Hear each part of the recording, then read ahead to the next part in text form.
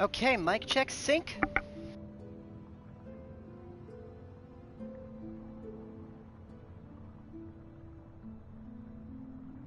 Sounds like we're good.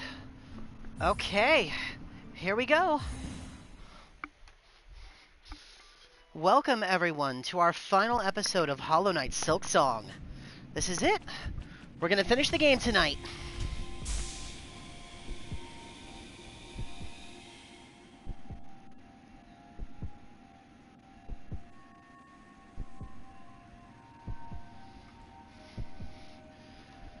There we go. Hi, Deej. Hello to you, too. Yes, parachute wife. Parachutes. Alright. So, before we do anything else, let's begin our trek back down into the abyss.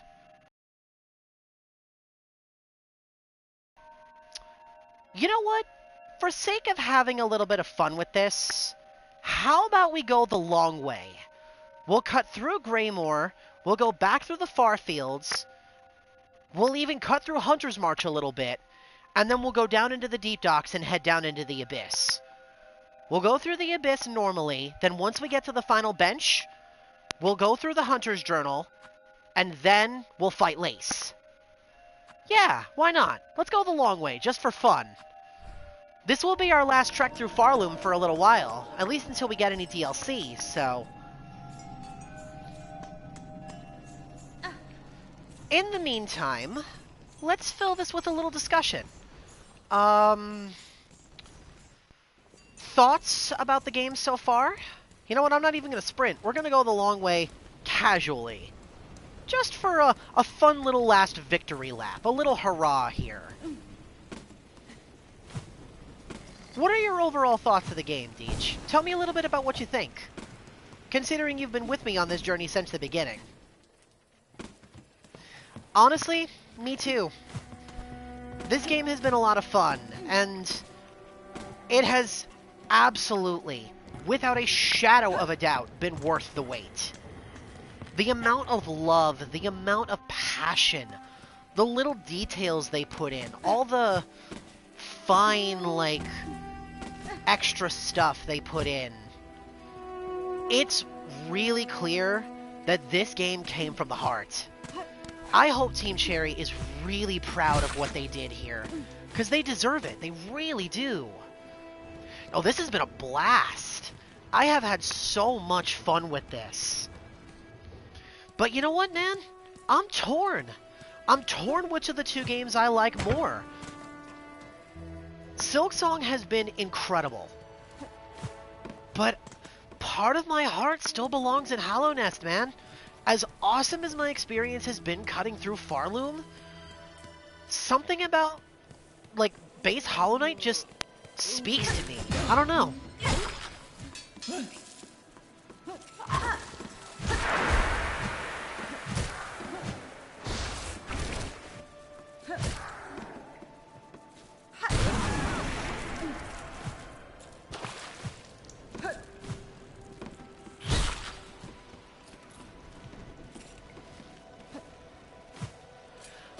My opinion might change as Silksong gets extra content, but as of right now, all we really have is the base game. But if they'd put out the same kind of stuff for this game like they did for Hollow Knight, I have no doubt in my mind that this game will surpass it. I cheated a little bit when I went through Hollow Knight, so the comparison was already finished. It had all of its content. But we played Silksong fresh, so it didn't have as much. You know what? We're really going to take the long way. I could just cheat and go down the elevator shaft completely, but nah. I'm enjoying actually kind of chatting with you a little bit about all this. Alright, let's go through a couple of things for sake of recording. What would you say was probably your favorite moment of our playthrough? And you can talk about anything, since anybody that's made it this far along has seen everything else. So, spoilers be damned. The playthrough, great, glad you're here, but also, if you're expecting us to not talk spoilers this far in... Deej, did the stream stutter for a second there? Because it did on my side. Did you see everything? Did you hear everything I just said?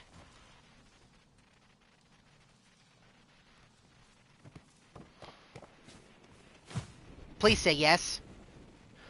Oh, it did. Oh, man. That's kind of annoying. I've been watching back through the recordings occasionally just because I feel like it. Because I like reliving some of the moments from the game. And I've noticed there's occasions where the stream will stutter, and it will, like, skip a couple of things. And I don't know why that happens or how to fix it. If that happens, please tell me.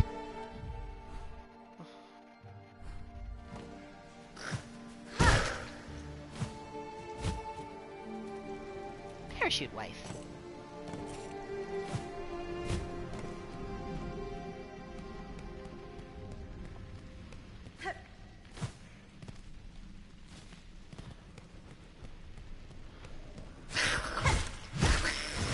Oh, how many times did it stutter up and just now? Did that happen twice already? Once? How many times has that happened?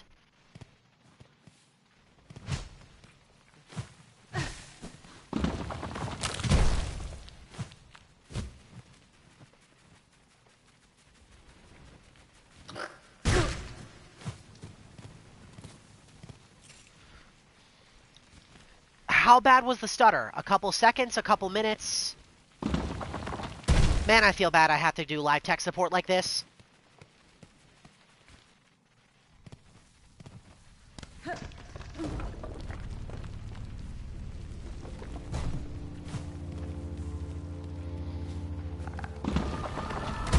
Okay, as long as it's not super bad.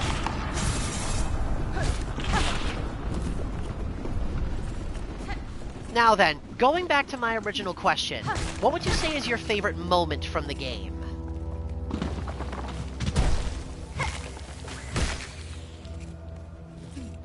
And it could be anything, it doesn't matter how silly or serious it was. I just want to hear your honest thoughts.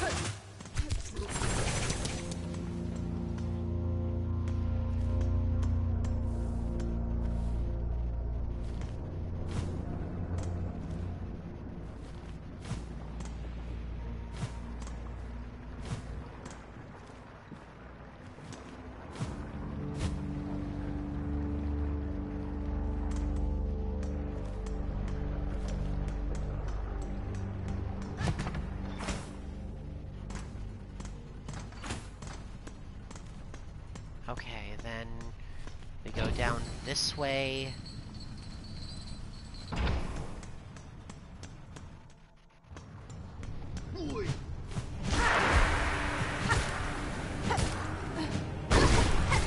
There are, and none of them are wrong answers.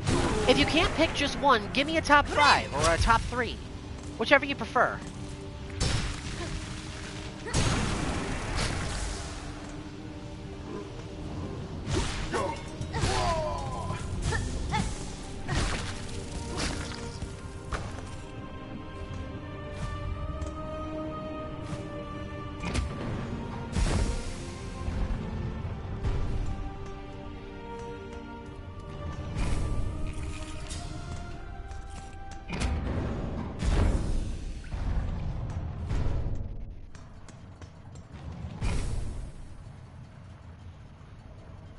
Oh, the red memory? Yeah, that was great.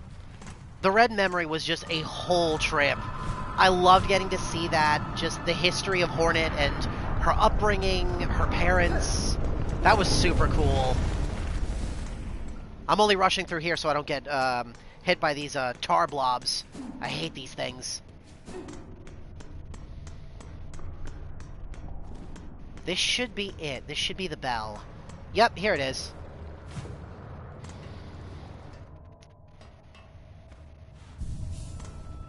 That's fine.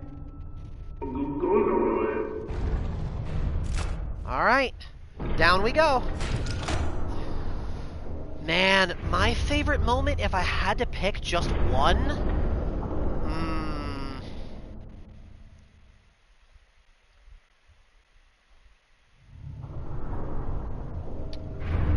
Oh man, that's tough. But I gotta go with my gut. The entire final sequence, specifically that last cutscene, getting to see Ghost again was such a treat. That was so cool. My jaw hit the floor when I saw him. I couldn't believe it. And the fact that you called that right from the beginning of the game, I applaud you, man. I really do.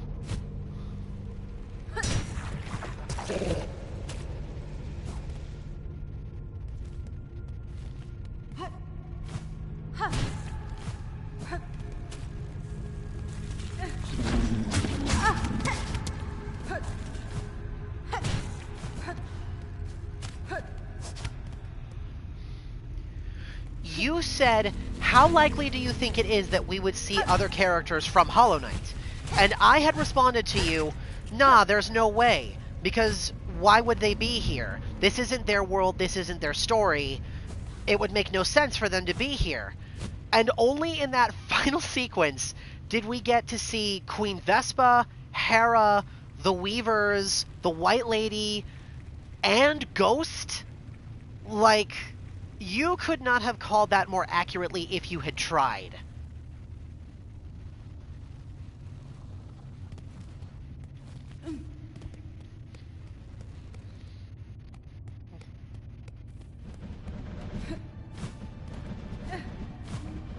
I mean, I honestly think the only thing that would have potentially made this better is if we had seen HK. Like, getting to see Hollow Knight, like, the Hollow Knight himself would have been even better.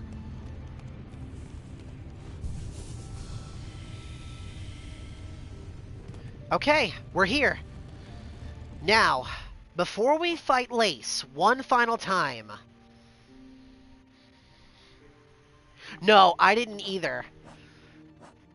Now, for our final time, we are going to go through every single journey of the Hunter's Journal that we actually have access to. And if they have the Hornet Journal entries, I will read them in Hornet's voice. I made you that promise, and I'm going to deliver on that. So, let's start from the top, and we'll make our way down.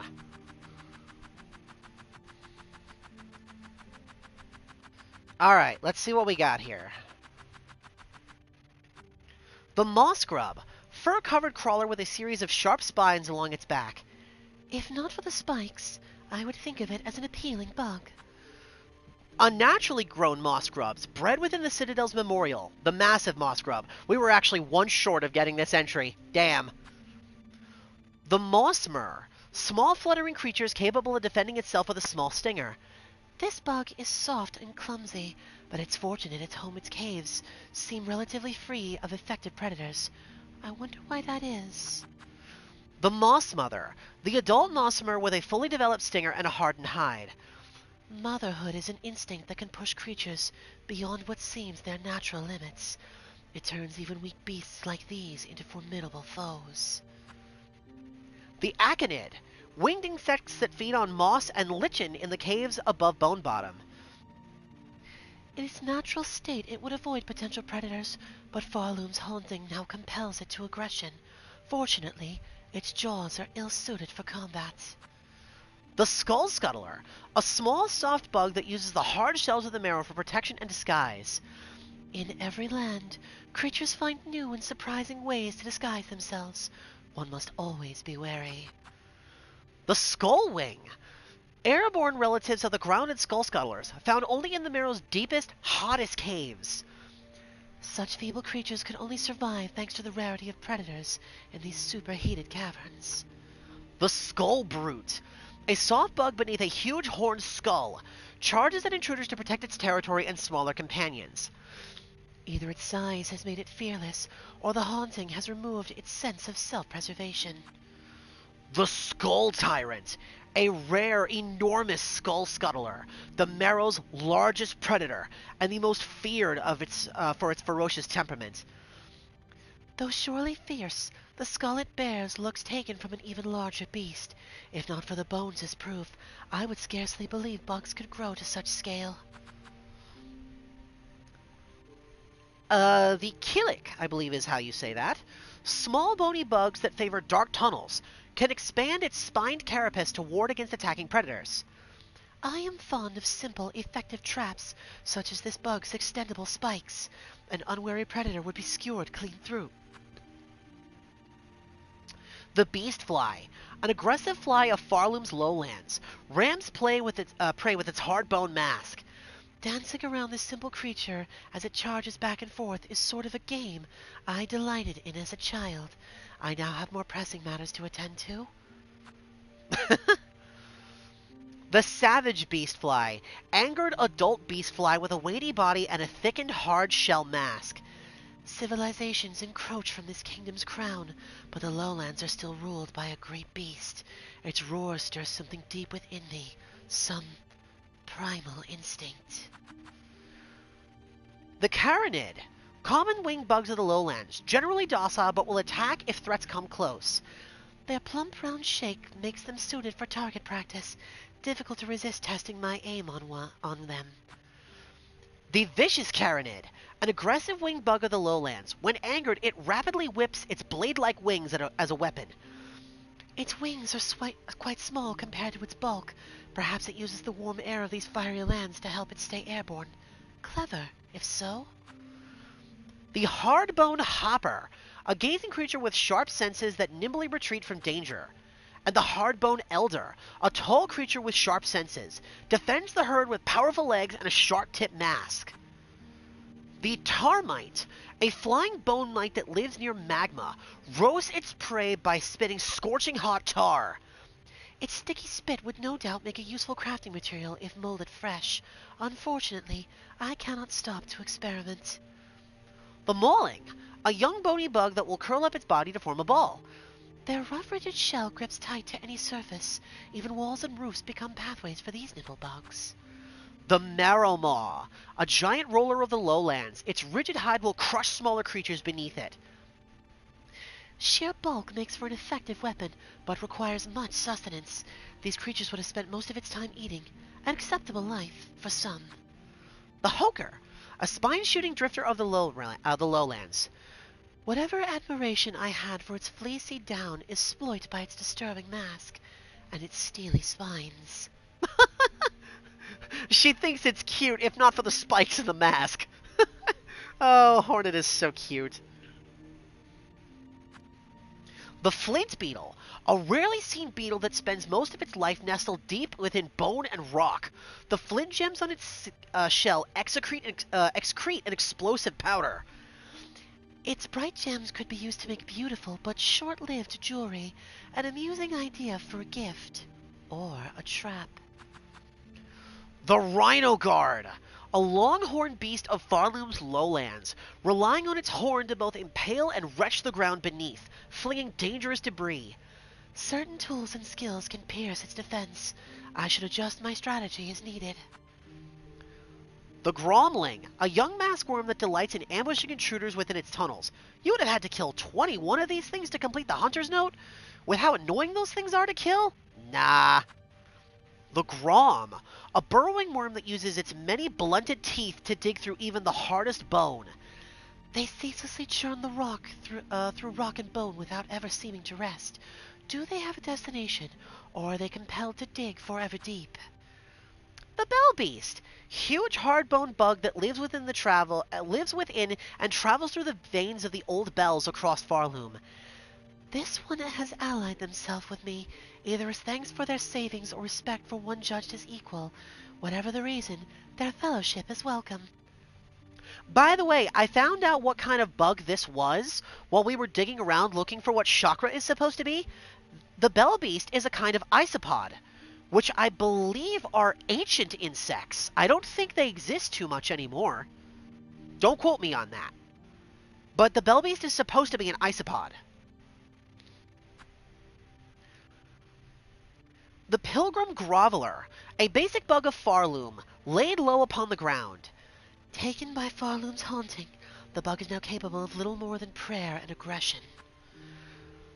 The Pilgrim Pouncer, an agile bug of Farloom. Its higher functions have been lost to the haunting.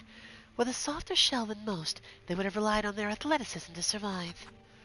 The Pilgrim Hornfly, a short pilgrim that uses his long horn to launch upon threats. The Pilgrim Hulk, a sturdy bug lost to the haunting, rolls at threats with no care for his own discomfort. A rare-built bug within these ailing lands. Most pilgrim shells seem small by comparison. What nourishment did they discover to grow so large? The Pilgrim Bellbearer, a common bug wielding a set of old bells. The bug will fling the bell at anyone it deems still free. Their bells would have once rung with hope and mirth, lifting the spirits of any climbing companions. Sadly, these instruments have turned purely to combative use. The Winged Pilgrim, a short horn-borne bug with underdeveloped wings. Flight it possesses, but only just. It may lift from the stone, but these sad wings will never carry it far. The Elder Pilgrim, a thick-set bug consumed by haunted thread, uses their solid flame to crush others. The Winged Pilgrim Bellbearer, a pilgrim endowed with larger wings, carrying a brace of iron bells.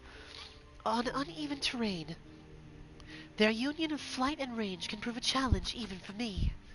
The Pilgrim Hiker, a hard-shelled bug with a climber's pin. Their pin, once aid, has become a weapon, though the bug is unrefined in its use. The Pilgrim's Guide, an old pilgrim carrying a heavy iron bell staff. The Overgrown Pilgrim, an aged pilgrim, overgrown with lichen and moss. The moss looks to grow even inside their stomachs, which the pilgrim spit at its foe in compressed gobs, a foul form of offense. The Covetous Pilgrim, a strong bug replete with rosaries. If angered, they will whip their strings in ceaseless onslaught. A Snitchfly, a pernicious looter found all over Farloom. While these bothersome bugs are left free to forage, no loose rosaries or trinket is safe. The Lava Lug, a sickly mollusk that defends itself by spraying burning fluid from growths in its back. What seems at first a purely defensive mechanism may also be necessary to rid this creature of excess heat. The Lava Larga, a fully grown mollusk able to unleash a gushing torrent of burning fluid from its back. To survive while storing such searing fluid within. Before I would have believed it impossible, but Farloom is home to many marvels. The Smelt Shoveler, a low-level worker lost to Farloom's haunting. Instincts keep them at their task, though in much simpler fashion than before. This kingdom appears more advanced in metalwork than my own ever was, in great part due to the natural heat source at its base. Workers in such an environment is an impressive feat. The Flintstone Flyer, an aerial worker lost to Farloom's haunting, bears a pouch full of flintstone that they will fling at intruders. That incendiary material they carry is a natural wonder, with many potential applications. What a waste to carelessly throw it at me whenever I pass by. The Flint Flame Flyer, a brave worker carrying unstable flintstone and wearing a heavy bell to protect against ignition. Theirs would be a high-risk life, followed by a short, searing end. The Smoke Rock Shifter. Symbol-bearing workers of the deep docks pan the halls of Smoke Rock to find traces of more precious minerals. Oh! That's why it looks like they've got the top of a drum set. It's a pan, like shifting for gold in water. Oh, that's interesting. That's actually a neat little detail.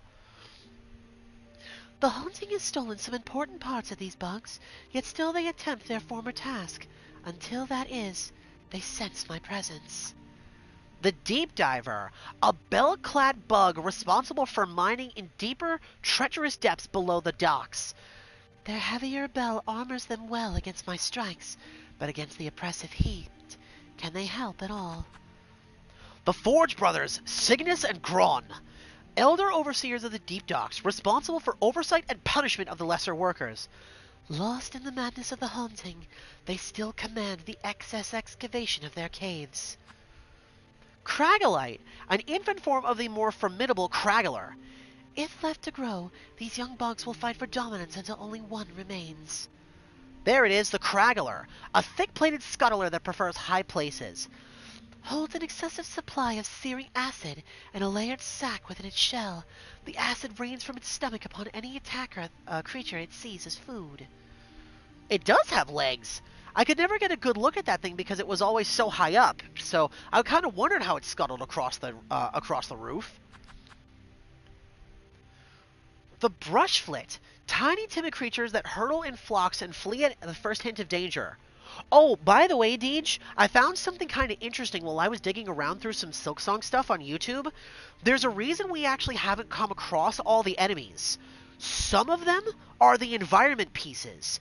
Those worms, for example, in the blasted steppes, with the right tools, you can kill them. Kinda. If you hurt them enough, you will add their entry to the Hunter's Journal, though you won't permanently kill them.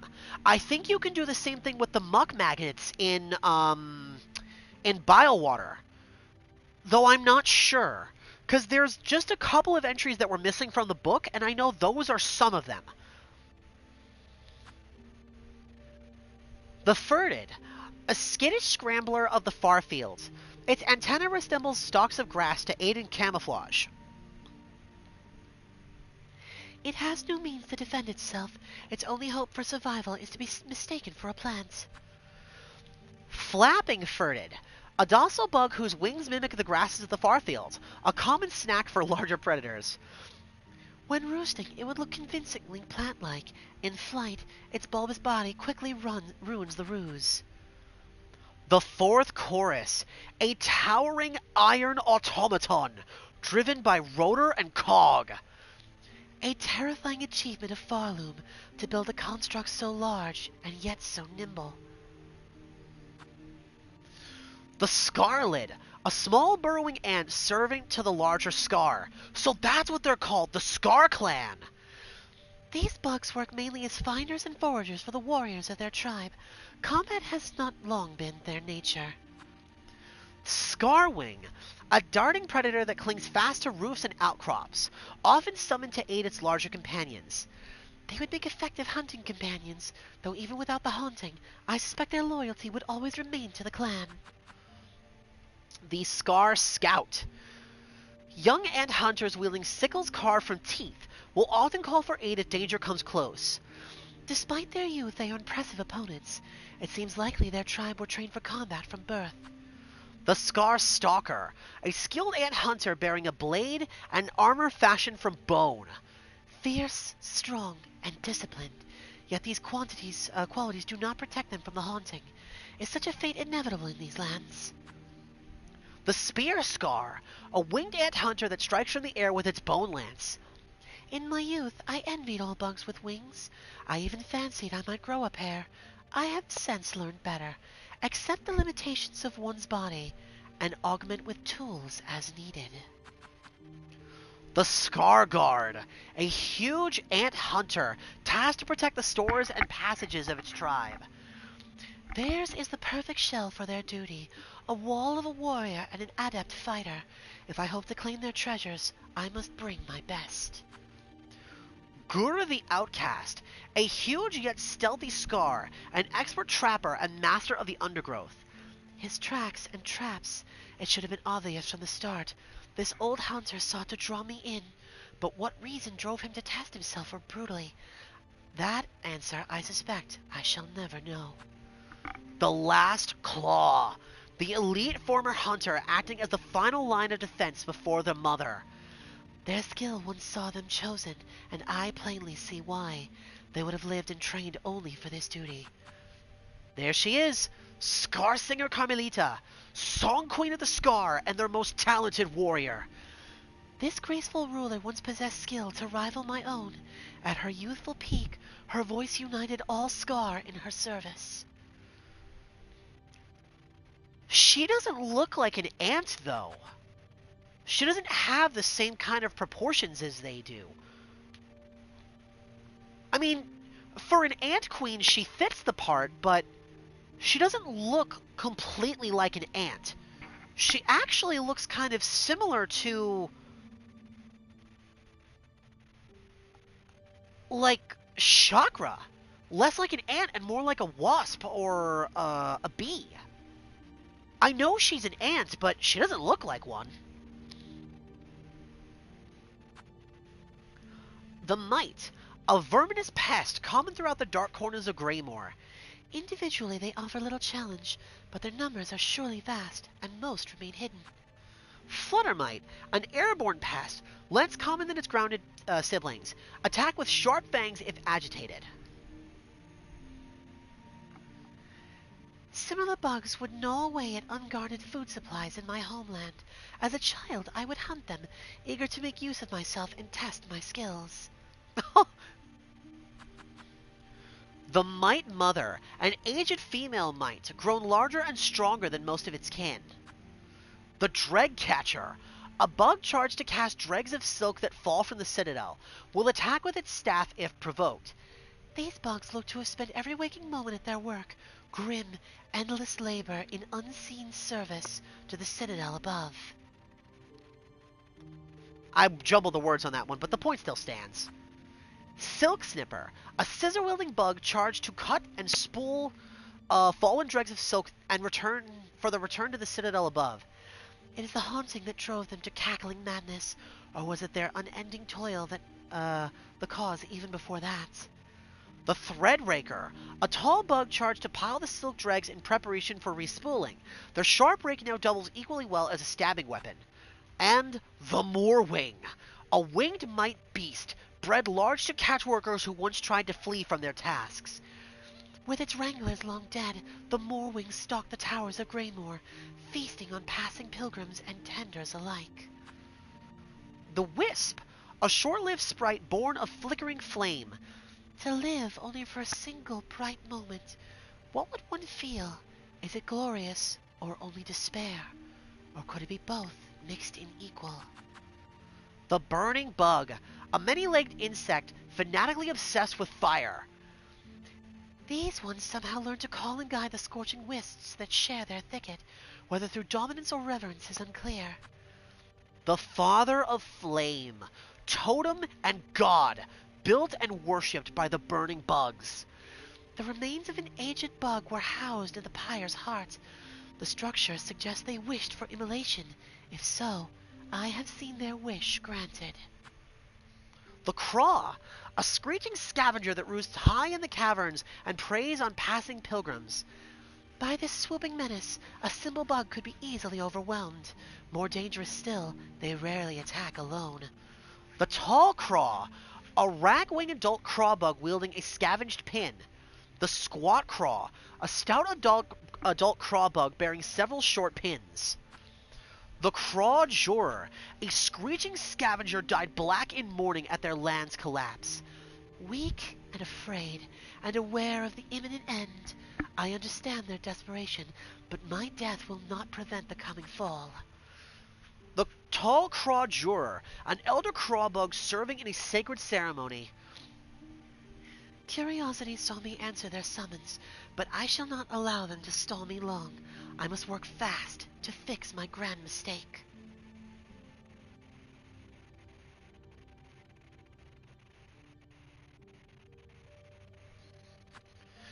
The Squat Craw Jurer, a short elder craw bug eagerly serving in the court. They seek to slay their only chance of survival. Alas, any words will fall useless. I have only my blade to offer response. The Crawfather, Lord and Justice of the Farloom Craws, delivers death to condemned bugs with his steel-plated beak. Did he recognize my part played in this land's void-strung state? If so, perhaps his judgment was not unfair. To these bugs, I have brought much destruction. The Slubberlug, a younger form of the muckroach, attacks prey by leaping from the water and snapping with its flexible jaws. Muckroaches, starved pack bugs with an insatiable appetite. Despite their tough hide and pungent meat, roaches breed rapidly, so are sometimes farmed for food. A revolting creature. My shell itches at their presence. In the pens where their numbers grew vast, I am forever on edge. The Bloat Roach, an obese offshoot of the muckroach, born of the Citadel's exhaust smog. The winged roach's sagging stomach is filled with sizzling bile. Gross. Its form is absurd. Surely it should not be able to hold itself in the air. The noxious gases in its stomach must surely provide it levity. The roach catcher, a short nimble bug who uses a barbed bolus to keep beasts corralled and caged. Or as we call them, chuname. Their throwing weapon is well suited to wide caverns they inhabit. These sly little bugs must have a keen claw for crafting. The roach feeder, a tall roach tender charged to feed the muck roaches on a lean diet of maggot gruel. Ew! The feeder's cruel pin looks designed to keep ravenous roaches at bay, and the tender from turning into the meal. The roach keeper, a grizzled old roach tender weighted with a lasso of heavy chains. The roach server, a brutish cook responsible for dicing muck roach meat into edible portions. Could their actions be called skill? I see only a crude mangling of meat, yet I wonder, before the haunting snared their minds, was it any different? The disgraced chef Lugoli, once exalted chef exiled from the citadel from repeated culinary crimes. Returned to their home caves, the chef continued to devise delicacies too repulsive for any bugs still sane. The wraith, an anguished specter of lingering thread. Despite its ephemeral nature, strong strikes can repel the wraith for a time. Not a bug, but a projection of another's will cast in smog and silk. Oh, that's what these things are. They're illusions. Yes, exactly. They're shaped exactly like Phantom. They're illusions projected by the music and her own silk. Interesting. I thought they were ghosts. Huh. That's really sad, actually.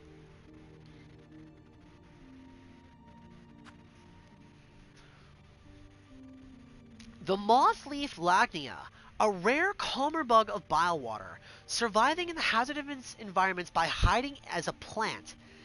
This one is pretty, but not as soft as its first seen. The plant it mimics is flaked and coarse, and the bug's coat shares similar textures. The mire mite, a crawling insect with sizzling bile sac in its abdomen. The threat of its exploding rear is an effective deterrent to predators, but the slightest jolt or fall can cause its premature end. Swamp squit, a plentiful pest with a sharp proboscis and a belly full of bile. More dangerous in the moment of its explosion and corrosive death than it ever was in life. Spit squit, hovering pest with a hollowed proboscis able to spit gobs of sizzling bile. Stillkin, a cunning bug that hunts with darts fashioned from steak and bile. They know well their domain, lurking in wait in its byways and bogs, always ready to pounce. The Stillkin trapper, a trap-setting bug carrying a pouch of sharpened long stakes. More bother than the bugs themselves are the countless traps they have laid throughout their caves.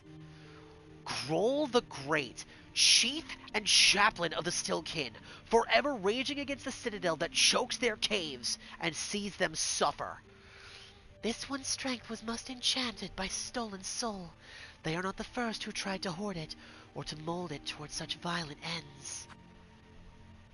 The Barnack, a toothy growth that lives in cave roofs, wrapping wayward bugs with its long tongue and dragging them to be consumed. Hitting its tongue amongst fords so similar, there's an impressive style to this one's trickery. The Duct Sucker, suction creatures surviving on the thick slime that coats its caves. Again, ew. This mindless bug seems to sense only through its tendrils, yet despite that simplicity, it still poses a serious threat. Pond Skipper, a hard-shelled insect common upon the surfaces of the Shellwood Pond, once a staple food for the passing pilgrims. The way they skate along the water's surface is so elegant. Surely it is a skill that can be learned. When time permits, I should attempt the task.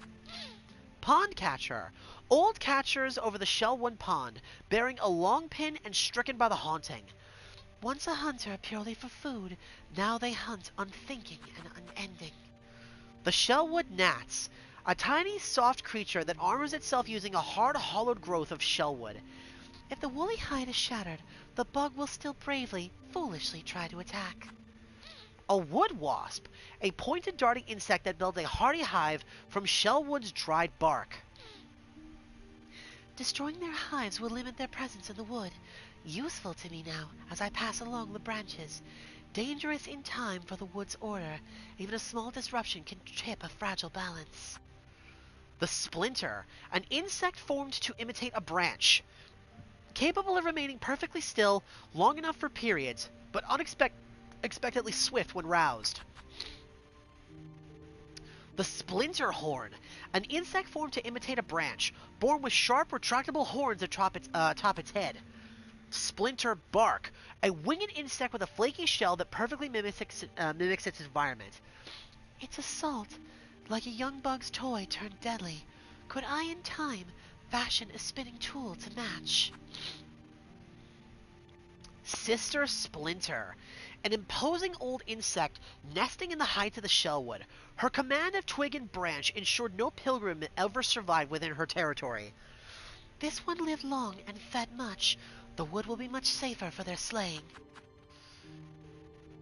Acacia, a drifting bug disguised as a flower, disperses crackling clouds of pollen if threatened.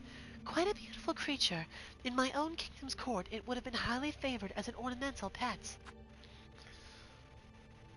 Pollinisa, a floral foe that reacts instinctively to movement nearby, spits pellets of crackling pollen that burst on impact. What exceptional senses it possesses. It detects me with ease, even when not a single sound is made. Gallia, a floral foe with a core shaped to mimic a mask. The core can be thrust forth to bludgeon an unwary bug. The false mask alone is frightening enough to scare away smaller pests. Shrine Guardian Seth, the eternal defender of the Shellwood Shrine. His pin and symbol show many marks of their use. He offered fair warning and challenge, a duel in the purest sense. I admire his honor and his skill.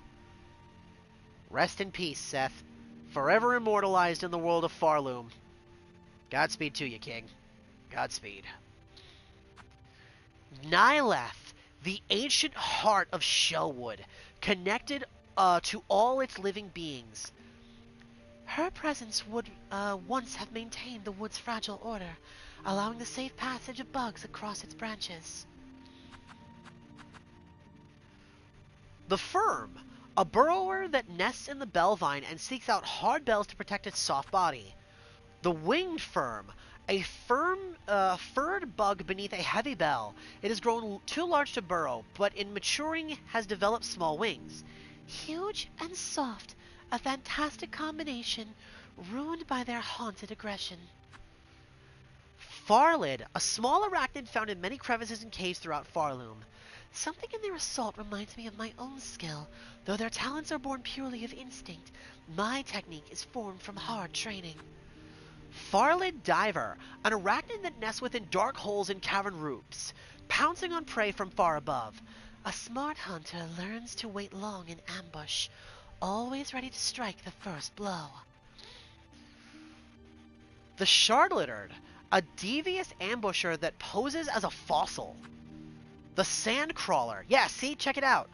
Shell-plated worms that live beneath pools of shifting sand. These are the sandworms from the Blasted Steppes. The Judge, a gilded guardian of the Blasted Steppes, bearing a symbol and mallet. They remorselessly eliminate any pilgrim or passerby deemed impure to their sight. The countless husks strewn on paths beside them tell of their conclusive decisions. The Last Judge, the final arbiter of the Blasted Steppes, tasked to ensure only the sinless ever step beyond the Grand Gate. The huge judge likely stood through countless generations, never defeated, never wavering in their charge. Coral Firm, a dark-furred bug protecting itself with a spiked coral nut. Its fur is thick and silky. Sadly, lost to its haunting, I shall never safely be able to touch it. The Driznit, that's what these things are called? I don't like that. That sounds like a slur. nesting creatures that fuse its face with sharpened coral. It is easy to be caught off guard by the ricocheting projectiles of its flung mask, especially in tight quarters.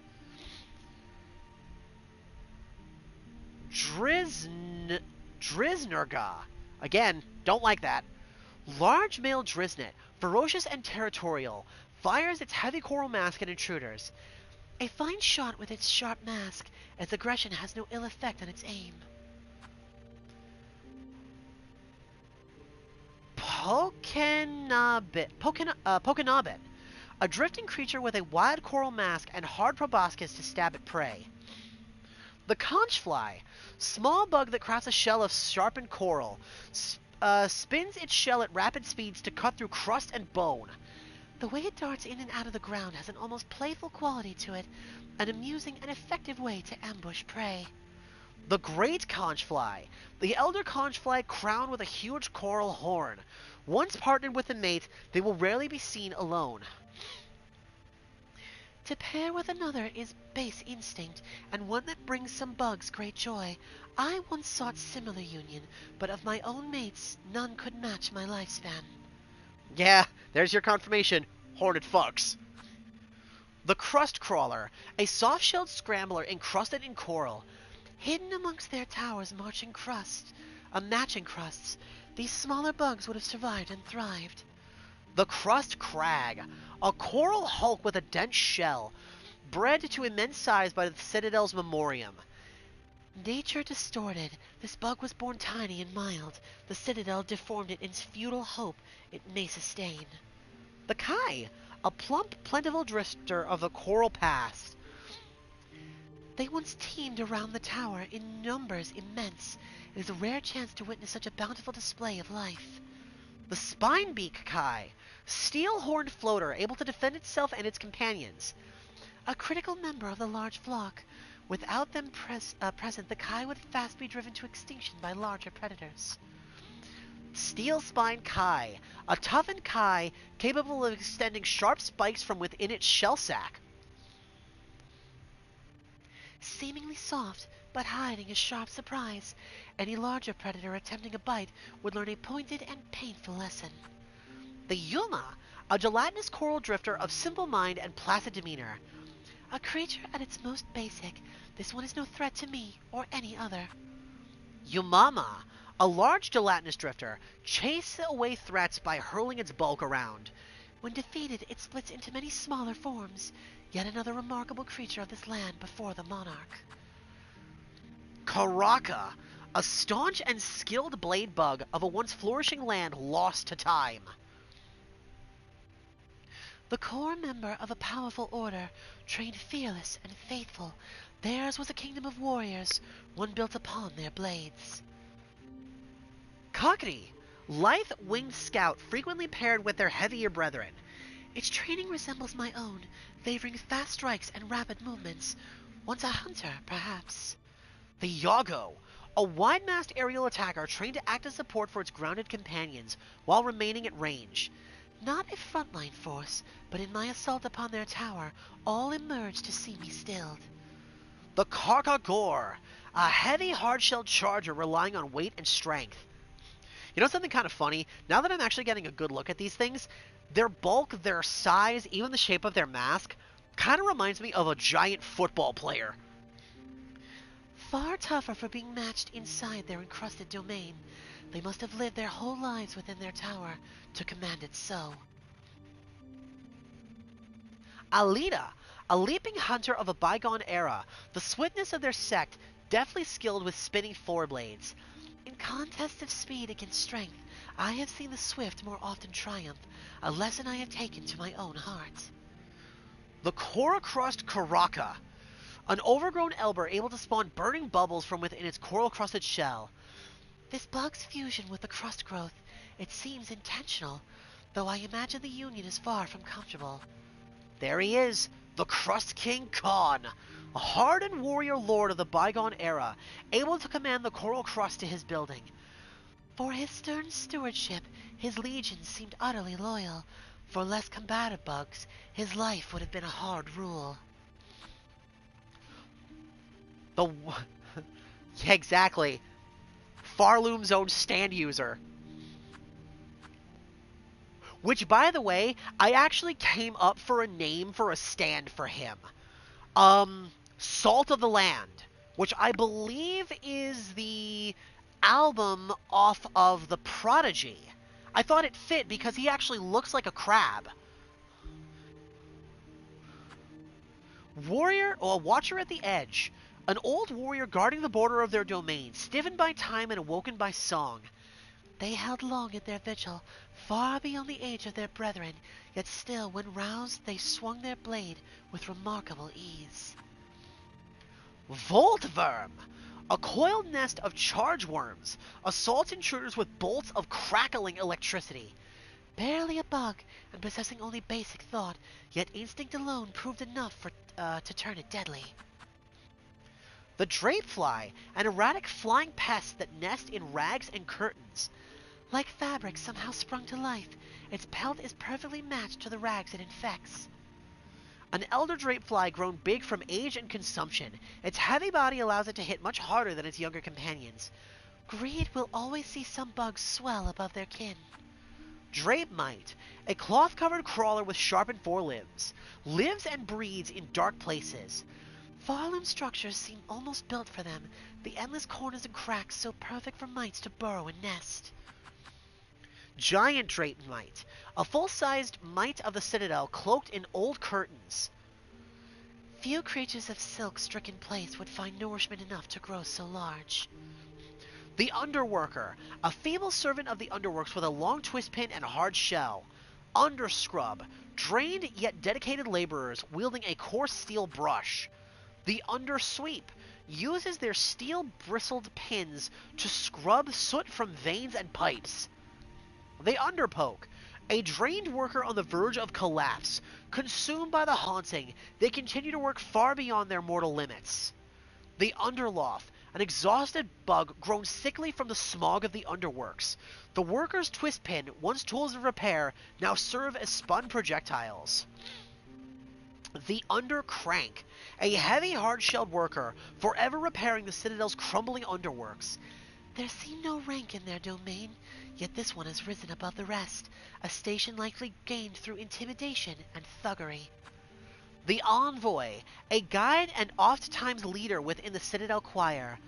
Bugs like these cross the caves to bring me to Farloom. I cut down many before my capture. Then I had thought them minded and cunning. Now I see that singular will that haunts them all. Choir Pouncer, an agile bug and one of the few hardy pilgrims to have reached the Citadel. Once one of Farloom's favorite bugs, and yet their domain and their shell would have been the first to fall to the haunting. The Choir's Hornhead, a full-grown former pilgrim serving the Citadel. Did this one grow large thanks to the Citadel's excess, or was it its formidable size the reason it ever survived to reach this place? The Choir Bellbearer, a winged devout of the Citadel, carrying a brace of gilded bells. Farloom proves often the effectiveness of bells as weapons. Never had I considered them as such. The Choir Flyer, aerial bug of the Citadel, unarmed but for its short horn. For this bug to have survived Farloom's climb, it must have teamed with stouter companions. I cannot imagine it succeeding alone. The Choir Elder, an aged former pilgrim, using their wings to position above threats and crush them under their large shell. Time allowed their shell to grow thick, all the better for battering their targets. Choirister, disciple of the choir, elevated above other pilgrims, and forced to cowl their face forevermore. Their use of a pin shows hard training. Their use of silk, unfurled from a spool held close, shows skill far beyond standard bugs. The Reed, disciple of the choir, charged to maintain its perfect order, by sharp pin, if necessary. A form well suited for combat, lithe and fast. No surprise it seems to rank so high among its cult. The Grand Reed, a high-standing insect of the choir, bearing a bow. This elite reed has been trained and fed beyond its smaller fellows. This bug bears a spool of silk, which they flail to attack. Though somewhat crude, theirs is a technique much reminiscent of the weavers. I wonder who taught them such a use. The Choir Clapper, A mighty, percussive disciple of the choir, wielding a mallet and silk spool to warp and enhance their attacks. There is no finesse in use of its silk. It consumes its slim supply only to amplify its force.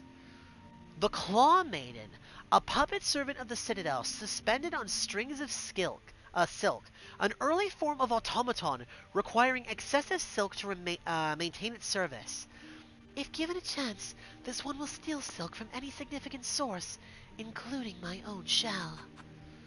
Memoria, learned disciple of the choir charged to maintain the Citadel's memoriam. From the outset, theirs was a hopeless task. These wild lands could never be replicated within a space so artificial. The Minister, a gold-ranked disciple of the choir and direct servant to the Citadel's conductors. The lethality of these bugs is unexpected. Their bodies were never built for combat. The haunting has altered their nature dramatically. The Maestro, choir commander of the High Halls, able to summon and command cogflies at a flick of the baton. Once they summoned song from their subjects, now they rise only to command an end to those unstrung.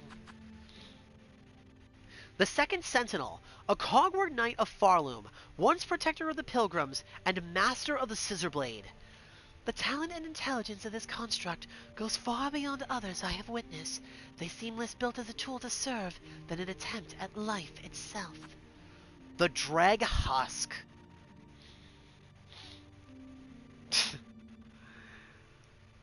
Remains of a Citadel bug possessed by silken dregs. The husk will lash out wildly with many sharp pins caught inside the thread.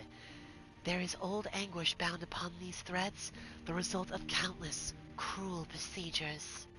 Dreg Wheel, the shell of a small bug possessed by silk dreg. The husk will stretch its silk to form a crude, crushing wheel. Living silk commanding a dead shell, an affront to nature, and one all too common across Farloom. The Surgeon, a cruel physician of the White Ward, responsible for operations and modifications to the Citadel's bugs. Their procedures with silk may have prolonged life within the Citadel, but they unknowingly gifted many minds to the monarch. The Mortician, an altered servant of the Citadel's White Ward, responsible for cremation of husks and recycling of silk from their shells. The Unraveled, tormented will of countless husk made manifest in a pit of silken dregs. The souls of so many bugs obsessed with silk, consumed by it. Their pain shall forever remain in that pit. Even I do not possess the strength enough to cleanse it.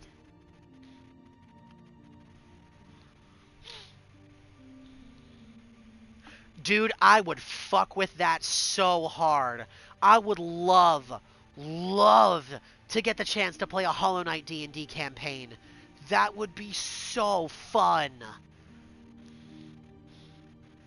Also, I don't know if you should make my Hornet voice canon, considering it's... You see, when I hear Hornet speak, I think of the voice of what you would expect from an Amazon. I don't know how familiar you are with, like, Justice League or anything like that, but my canon voice for Hornet is something similar to Diana, I believe is her name, or some of the other Amazonians that exist within that space. Something feminine but commanding, and sultry if she tried. That's what I think Hornet's, like, voice would be. The only reason I am making her sound the way I am is because I'm actively trying to match the pitch of her voice actress.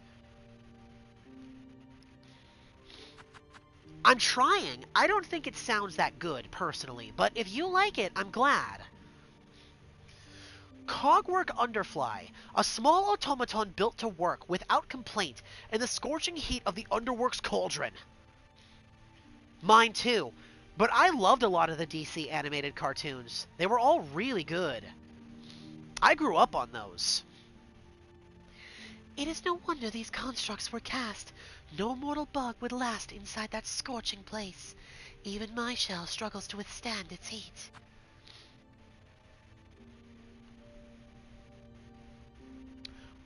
Yeah. That's the one. Small automatons with a shielded shell, intended to carry loads of dangerous flint flame. Born and built to work only until time stiffens its limbs. Perhaps it is a mercy. These constructs know nothing of the freedom it lacks. The Cog Crawler, an automaton built in the shape of a scuttling bug. Yeah, Batman the Brave and the Bold. You had it right. You just got the words you just got the words jumbled up. But you had it correct, yeah. Batman Brave and the Bold.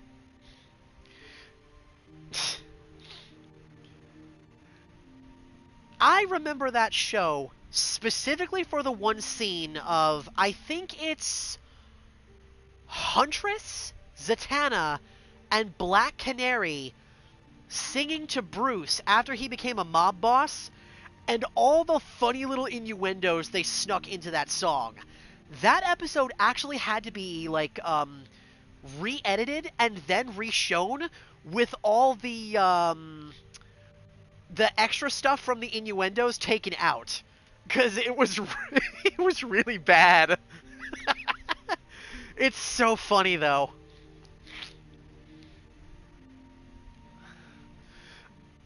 Automaton built in the shape of a scuttling bug. Its back contains retractable pins, intended to cut song cylinders free of any obstructions. The Cog Worker, a flighted automaton responsible for repairing and extending the core. More effective an opponent than would be guessed. The precarity of its winding domain can make even its simple assault a challenge. Cogwork Spine, a spherical winged automaton housing many sharp spikes. I cannot decipher its function to the greater core. If it's built for is it built for defense? If so, its passivity seems far from optimal. The Cogwork Choir Bug, a bug formed of iron, rotor, and cog. The automaton works tirelessly to maintain the core that houses it. Its core is filled with fine mechanisms, but that alone should not produce such a convincing mimic of life. Silk must have been used to animate this artifact, though exactly how I am unsure. Cogwork Cleanser, steam-shooting automaton, forged to clean the Cogwork core and keep it free from infestation. Cogwork Defender, the Cogwork construct forged primarily of the core, for the core's protection, bears a shield and poke pin, and possesses a lethal understanding of their use.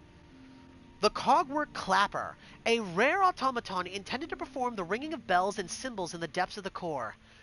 I have not yet seen the bell this automaton is designed to ring, nor do I ever wish to hear it.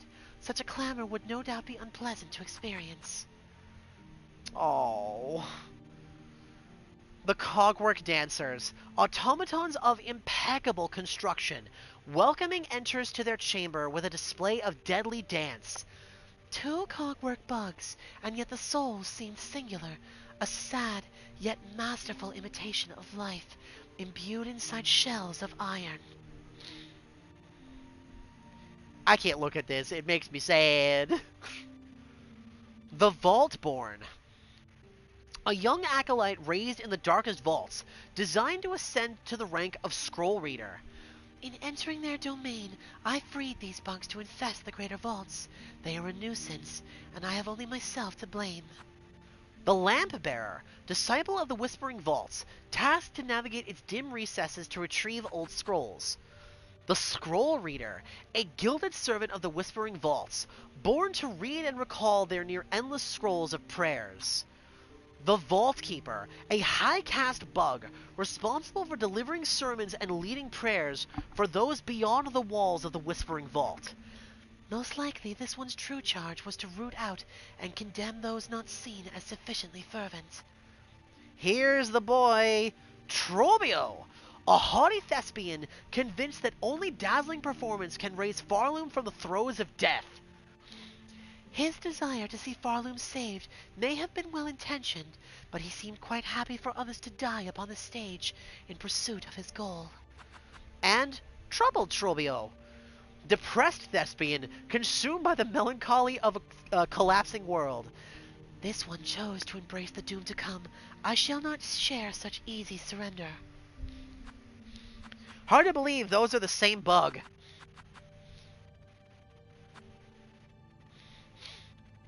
The Penitent, a humble prisoner serving their sentence for sins committed within the Citadel. All are haunted here, the jailers and the jailed. Do they realize they will never leave this place, or how long they have stayed already? The Fresh Fly, an infant fly freshly hatched. At this age, the soft blind fly is little more than a bother. The less these gruesome bugs breed, the better. I agree, Hornet. Scab Fly, a sticky young fly born and grown in service of the slab. Foul creatures birthed in servitude. Their plight elicits no sympathy from me. Guard Fly, starved servant of the slab, bearing a hooked long pin. The smell from these jailers overwhelms my senses. I strongly doubt they have ever thought to bathe. The Warden Fly, a heavy, hairy jailer responsible for capturing sinners and punishing prisoners. Disgusting both in manner and stench. I feel no remorse to see them felled. Man, missed opportunity. It would have been nice to add a little blurb into the journal on these guys after you killed the one that took Hornet's stuff. It would have been like, I don't know, like, to see these, flies make a mockery of me with my own equipment. The nerve, or something like that. Just like a little, like, head nod. Just like, yeah, we know. That would have been nice. The Broodmother, the mad matriarch of the slab, rarely seen outside of her warren. From her, all jailers are born and bred. With this one vanquished, I hope to have sped the end of that jail and its distasteful order.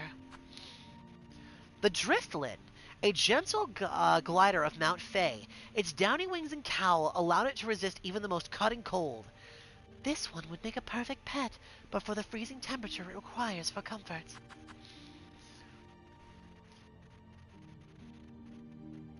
Menominid. Do. A flighted creature formed from cold shard. If shattered, it will quickly reform. The cold shard, even when destroyed, it resembles its former shape. A remarkable material, and perhaps even more astonishing, these seem life contained within. Menominor. Do. A huge flighted creature formed from cold shard. This larger form carries so much weight, it can barely move from its place. The Sorvator Ignum, a small construct built by weavers past, brought to life through silk runes threaded within. Though the weavers have long passed from Farloom, this servant still performs its functions. The Servitor Boron, a broken construct built by weavers past, able to fire a focused beam of silk light to carve halls and chambers through ice and bone. This servitor has been heavily damaged by time and the elements. Its actions have grown erratic. It seems no longer able to discern friend from foe. The Plasmid, a mutated young worm infested with plasmium. The new form displays potent regenerative skills. The Plasmidos, a large worm mutated heavily by plasmium. The creature has become fused to the roof of its cave, no longer able to move freely. In my home caves, when once this substance was allowed to flourish, I saw similar aberrations. This is wonder tainted strong with revulsion. Oh! Actually, that is an important detail. There's a reason the lifeblood outbreak didn't really happen the way in Hallownest that it did in Farloom, and I only found out about this again while I was digging around. The Pale King noticed what was happening here, and he actually outlawed and banned the use of lifeblood in anywhere in Hallownest, and I actually think he went through pretty painstaking efforts to see that stuff stamped out and exterminated. That's why you don't see too much of it. But in Godhome, there's that whole area full of it, with the lifeblood beast at its bottom, if you remember that. Plasmified Zongo, husk of an alchemist assistant, granted false life by plasmium. He carelessly seeded these caves with that cursed substance. His final fate seems fair reward for those efforts, yet I feel some sympathy. It is an alluring power. The Leaf Glider, a fine-winged flyer that survives in flocks. So light they can rest atop still water surface. An elegant bug indeed. The Leaf Roller, Pointed Scurrier posing as plant life. Simple, graceful, another fine bug lost forever from these lands. The Pendra, a flighty insect that lives beside still water. Though generally passive, their sharp masks can cause injury if carelessly blundered into. Pendragore, a heavy insect that lives near large bodies of water. Its weighty body is best avoided.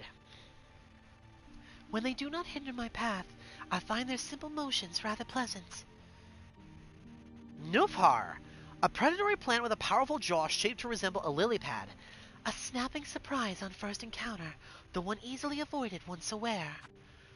The Clover Stag, a placid native of Verdania. Its hide closely mimics the flora of its territory. An impressive act of mimicry to match so closely with its land. Their clover caves must have sustained throughout generations uncounted. The Pale Stag, the fabled first clover stag of Verdania's wilds, commands the grass and leaves to aid in its attack. Myth made real in memory. The creature seemed completely at one with the flora around it. Did it ever truly exist as I have seen it? Kindanir, child of Verdania, fully capable of flight despite its young age. Fierce and vast, and defending their lands even from birth, these are children to be proud of. Verdanier, a darting warrior with sharpened forelimbs and heightened sense. They rarely relax, always alert for potential danger, even deep in their own territory. To defeat them, my focus must match their own. The Escalion, a blindingly fast winged warrior able to launch pointed pinions from their forearms. Born with many tools I would have once desired for myself. Fortunately, I had trained hard around those limits. There it is, the Clover Dancers, the dual princes of old Verdania, beloved by their subjects for their grace and for their ballet of death they delivered upon outsiders. For one to love another so similar to themselves, is that selfless or vain? The Shadow Creeper, shell-plated worms found only in the deepest depths, seems to survive despite consuming no food or liquid. Yeah, honestly, that's kind of sad. Hornet's perspective of them is so jaded, it sounds like. That's kind of a shame. It really is. Shadow Charger, a bulky worm of the deepest depths, lives in tight crevices and uses its weighty body to batter. The Gloom Sack, a tiny empty creature, barely a bug, swallows its prey whole and sucks their nutrients until nothing remains. This one disturbs me. There is something in its simplicity. Do I almost feel fear? The Gargant Gloom, enormous tubular beast uniquely suited to living close to the void below. Amazingly, the creature carries the void's black liquid in its stomach, violently spraying it forth if threatened. Void Tendrils, lashing fragments of pure darkness, shaped into sharpened tendrils. The void that will claim all things, and the barbed form it chooses its nature can be seen clear. The Void Mass, dense knots of husk bound tight by void-soaked silk. Silk and shell corrupted. That void seeks now to claim these lands whole. These poor shells are only the beginning. The Wing Mold, the false fly with rune-etched shells. A tortured mix of soul and void is caged within. A crude construct of my father's fallen domain. Only a fool believes the void can be fashioned to do their bidding. Now we're on to the final ones, which are the bosses. Some of them, anyway. The Bell Eater, a long-dormant centipede, awoken and enraged by Farloom's crumble and collapse. A monster in the classic form of tales from youth. Its slaying was done as much by my fierce traveling companion as by myself. The Huge Flea, the oversized bug briefly consumed by anger after its long time caged. I would not have guessed so large a marvelous flea to exist. I am pleased it saw sense before I had to strike a killing blow. Oh. Lost Garmond, an old knight consumed by black thread. A tragic fate for a once honorable bug. Those void-soaked threads, their physical might is nothing compared to the corruption they wreak upon the soul. The Pinstress, Blade Maiden of a once renowned warrior sect, survived long before the rest of her order, or long beyond the rest of her order. I like her, for her willingness to teach and her spirit still strong, despite a long age spent solitary. She has my respect. The Widow, crazed fanatic able to guard Farloom's haunted silk by music played upon it. Her body seems a weaver's, but her mask has been forcibly removed, and her own silk was bound useless by heavy pins lodged through her spine. Oh my god, that is cruel!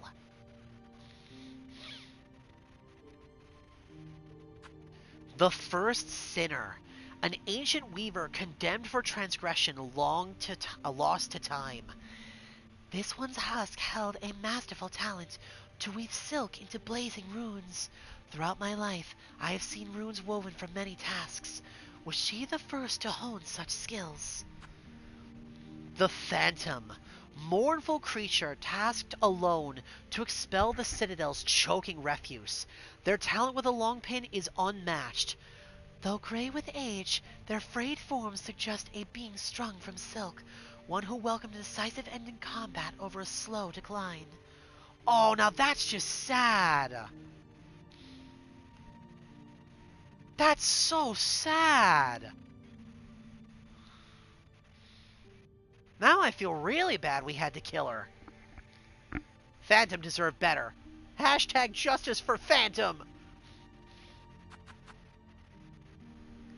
Lace, the manic fencer who delights in battle.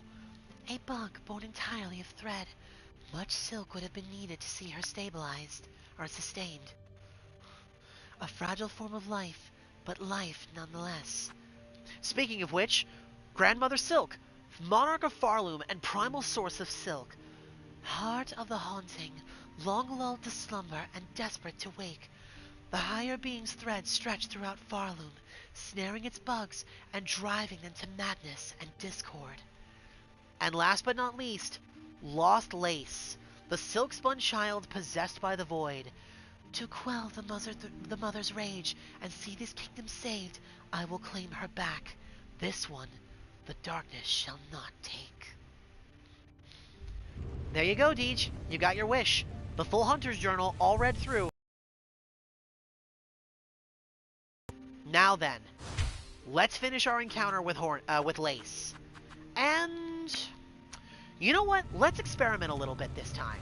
We'll run a different crest against her, because I think that'll be interesting and a little more fun.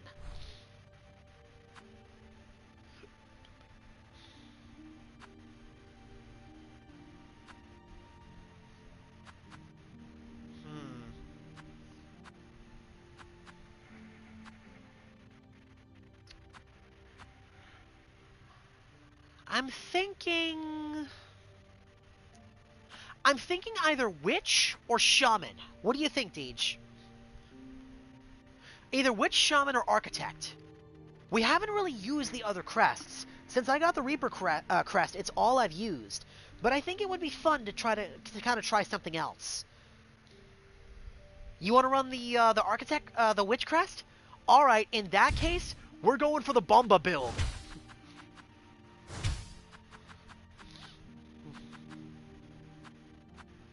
Clawmeres, Injector Band, then Multibinder, and what was the last part of the Bomba? Was that it? It's Clawmeres, Injector Band, and Multibinder, I think. That's all it is.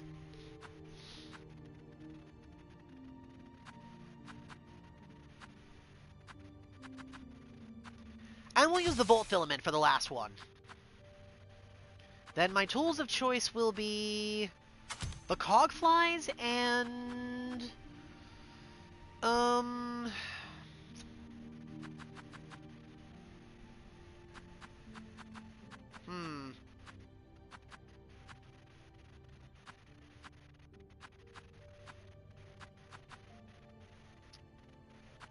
the Volt Vessel. Why not? Alright. So we've got cross-stitch set. I need to remember that in order to heal now, I have to get close to Lace in order to damage her. We can swap this one out since I won't need it, and then we'll replace it with the dice. Alright, here we go. Now, I have not used the Witch Crest very much, so this might take us a couple of tries to actually get used to everything. Alright, let's go. Time for our rematch with Lace. Let's see if this goes any better since the last time we saw her. I doubt it. I have a feeling Lace is probably going to kick my ass, but we'll try. Especially since I've never run the Bumba build before. Hi, Lace. Here we go.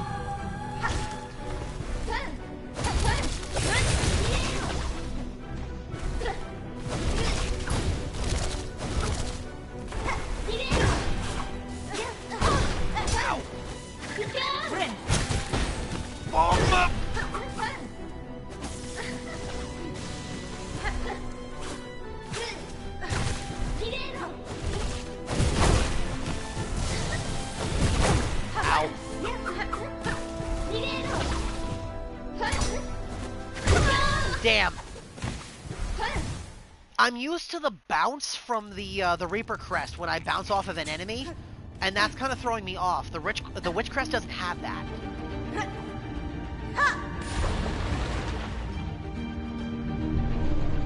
So I'm expecting to pogo off of her, and it's just not happening.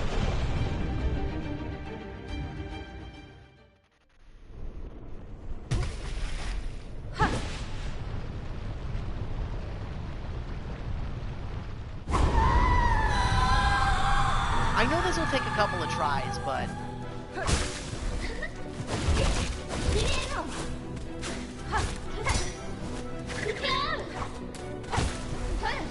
it's also going to take me a little bit to get used to Lace's movement again.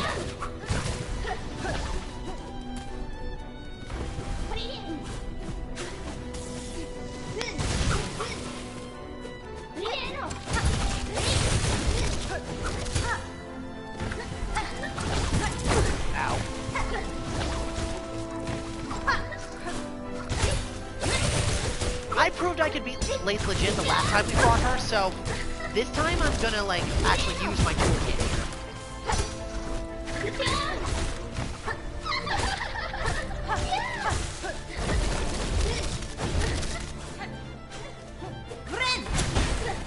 Damn, I missed.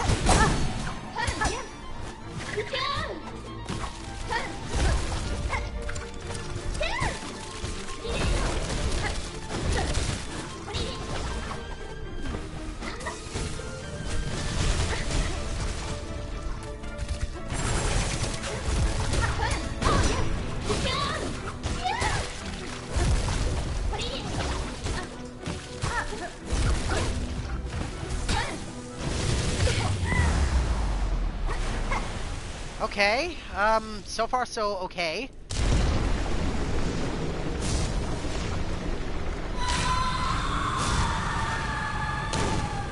I don't remember what direction does it come from first. Oh, right, the left. Oh, I love the entire soundtrack for this game. It's so good. Like, I haven't been commenting on it as much as I probably should be, but the sound team did so good for this. No, of course not. This is all stuff we've seen already, Gage, so I didn't expect you to pay complete attention. Besides, you don't know how long it's going to take me to actually kill Lace. This could be a while. So I don't blame you for keeping yourself busy. I would too.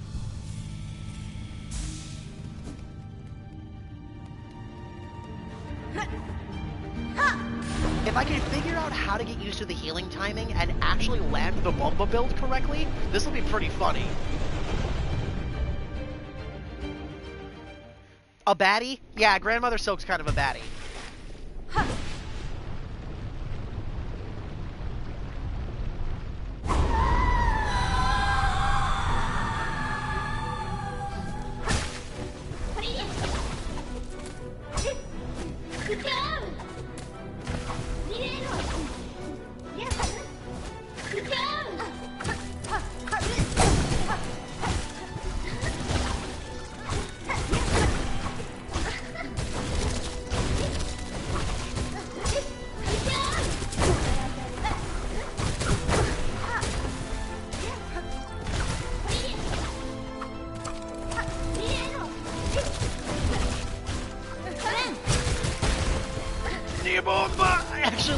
Let's go!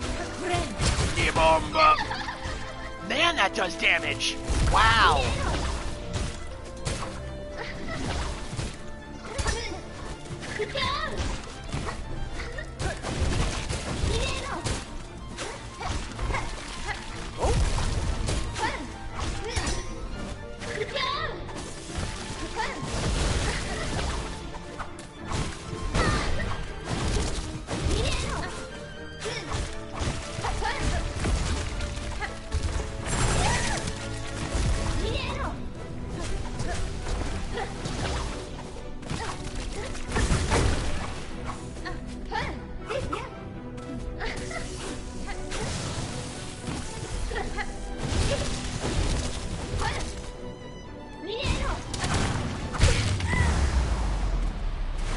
Alright, phase 2.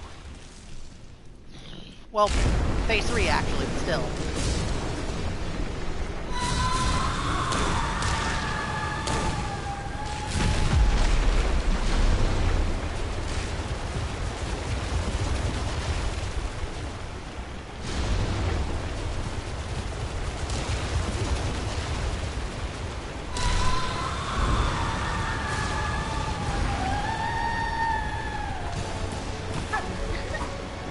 I have enjoyed quite a bit of the music in this game. It's just, again, I haven't really been commenting on it like I normally would.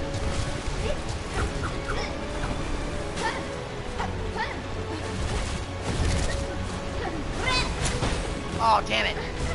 I expected her to lunge at me. She did not, in fact, do that. So I wasted all that silk. That sucks.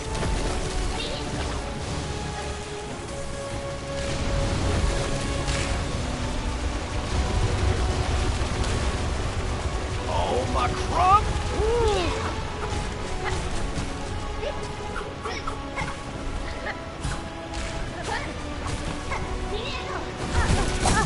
Oh, what the hell?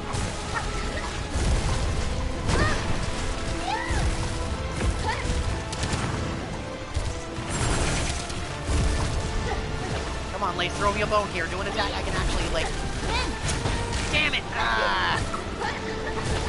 I'm dead.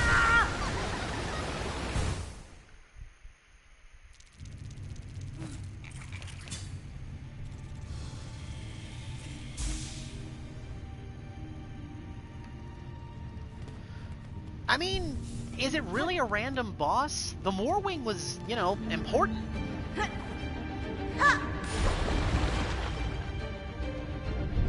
Yeah, reading that and realizing, oh man, Hornet actually got wings. That's pretty funny.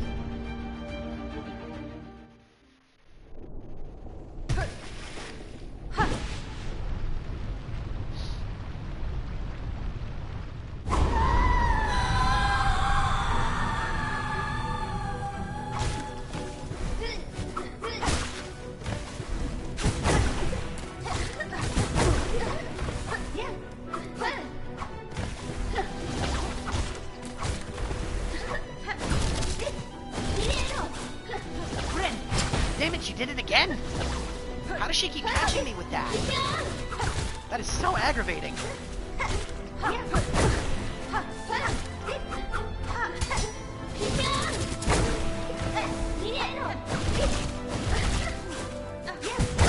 Damn it!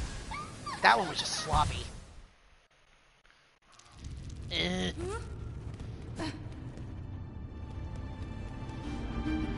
I think I'm going to try to save my tools for the second phase. I'm going to try to fight Lace legit until we get to that point. Or third phase, I should say. Because she's got like 4 phases.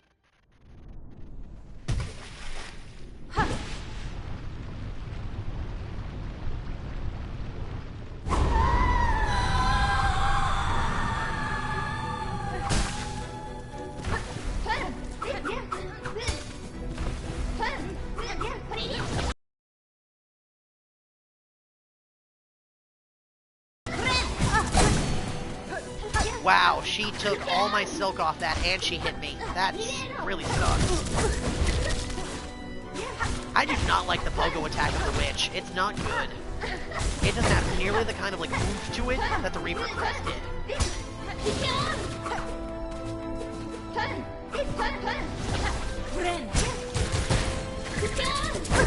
Damn it, of course. I heal off of her and she still hits me.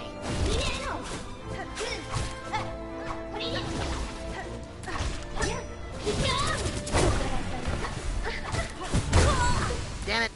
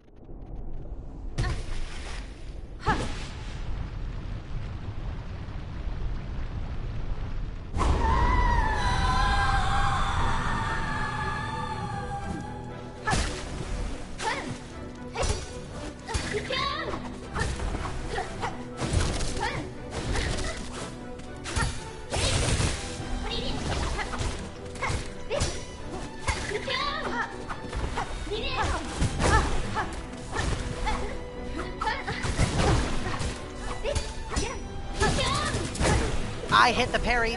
Fuck off, game. That was bullshit.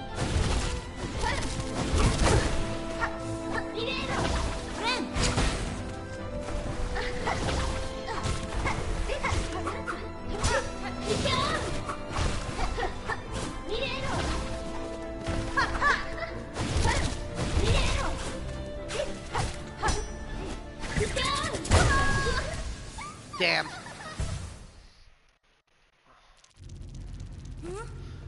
A lot of people, from what I have seen online, seemingly agree that this version of Lace is the hardest fight in the game.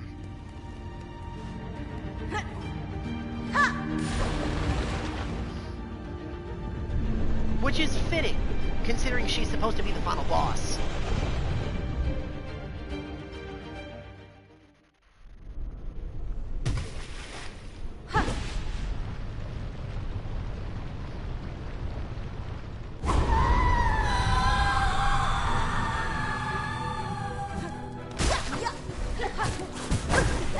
Damn it, I jumped into her again.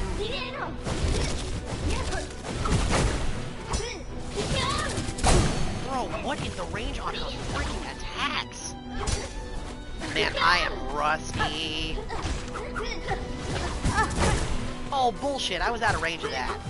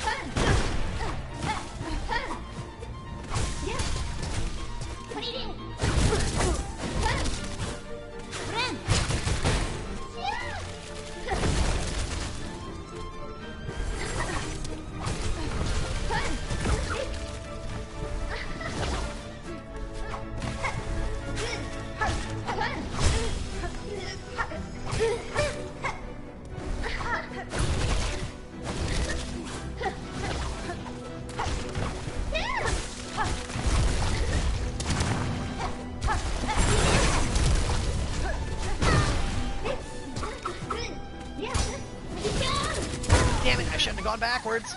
That sucks.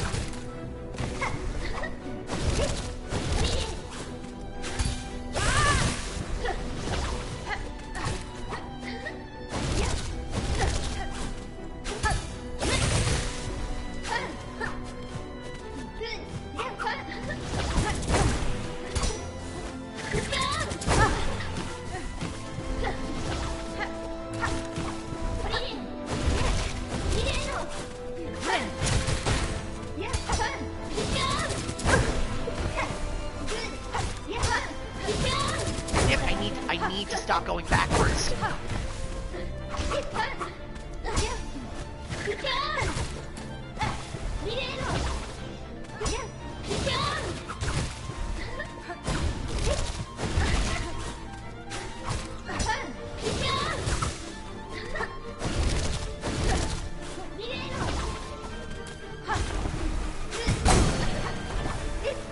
There goes the lucky dice, and I'm dead.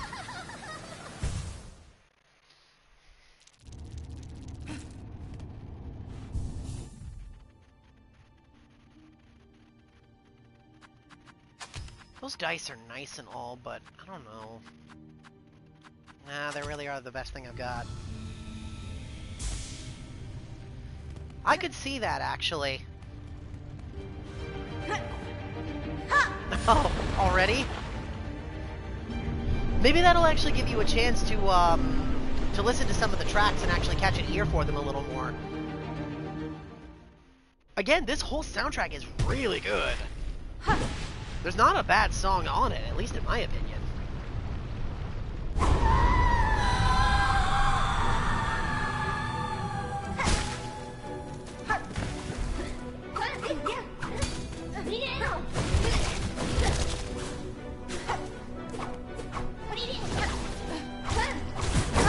Don't mind me and Lace just playing a game of Happy Slaps right now.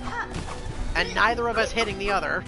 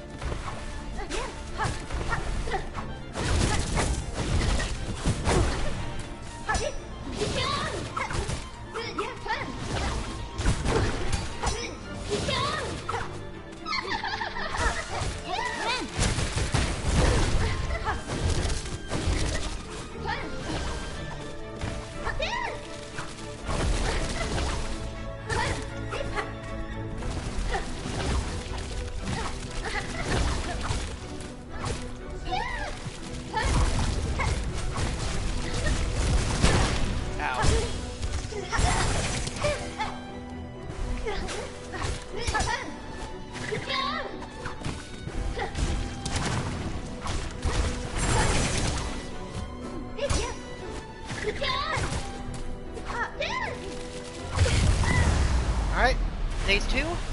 So far so good. Just gotta make sure I actually get the opportunity to heal. I'm 2 hits away from dead, so...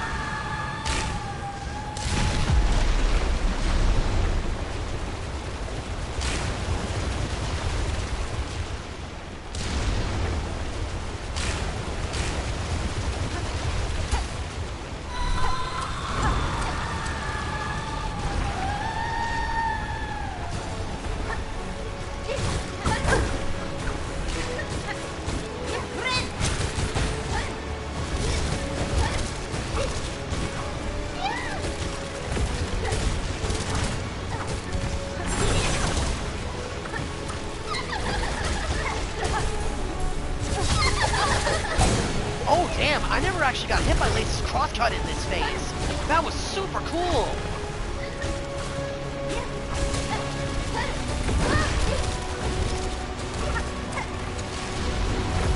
Uh-oh.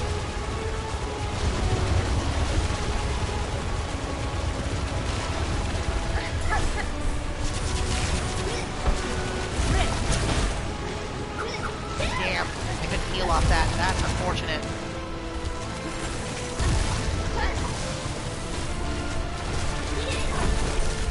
Uh-oh.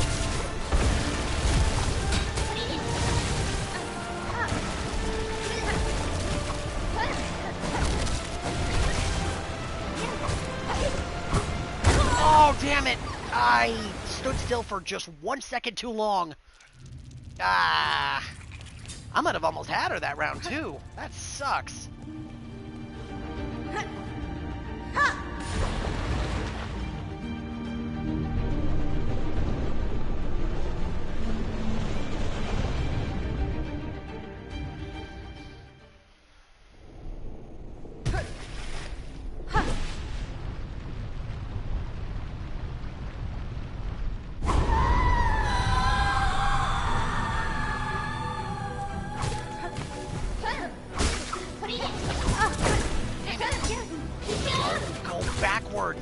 sideways jump.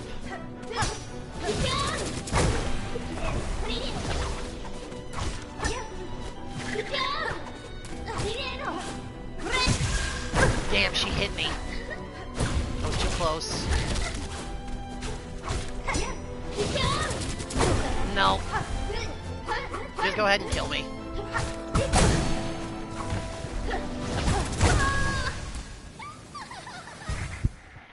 That run was just bad.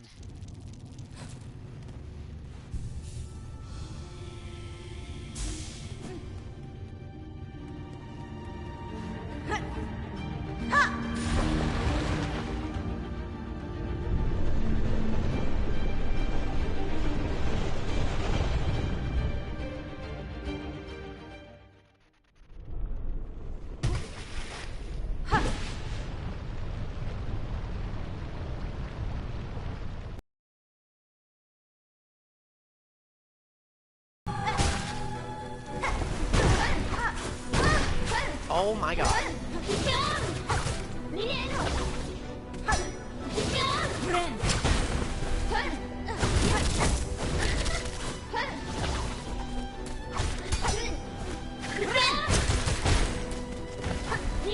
That's a really good opportunity to just try to get a heal off on her. I need to remember that timing. Ow. I was nowhere near that. I called bullshit, game. Fuck you.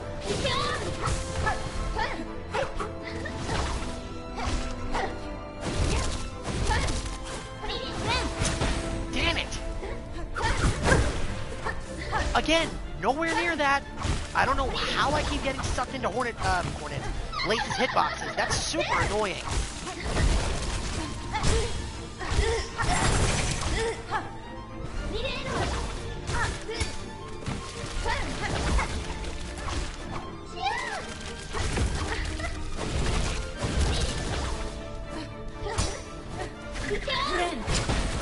Damn it. Are you kidding me? Wow.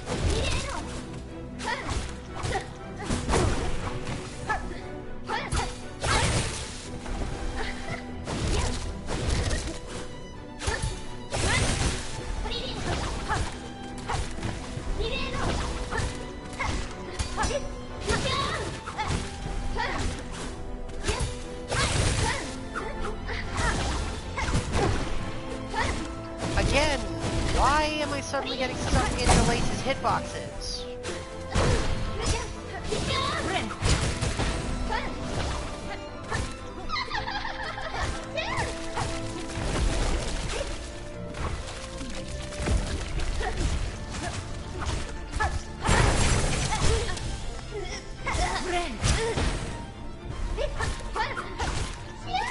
Kind of some bullshit here, game.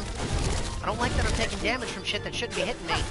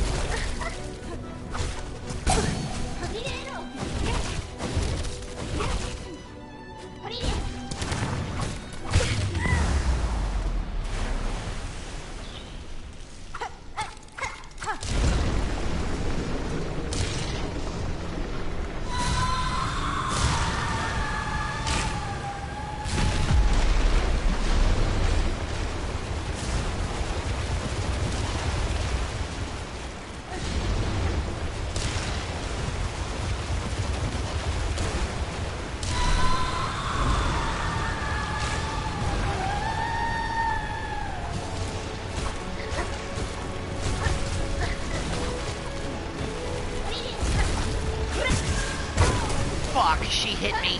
I thought I was out of the way. Oh well.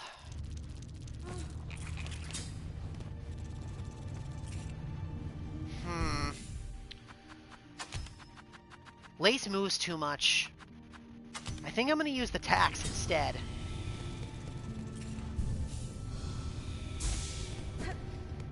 We'll use the cog flies and the tax. This should do better for dealing damage.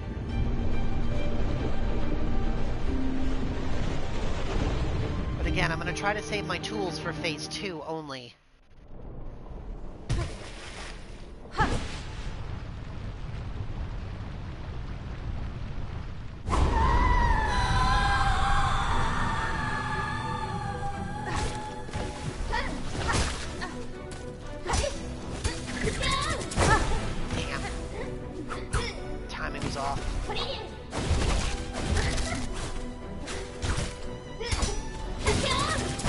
Bullshit! I hit the frickin' parry button, game!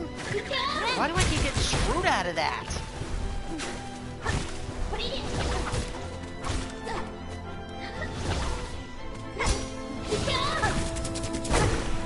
Oh my god, that's getting really annoying.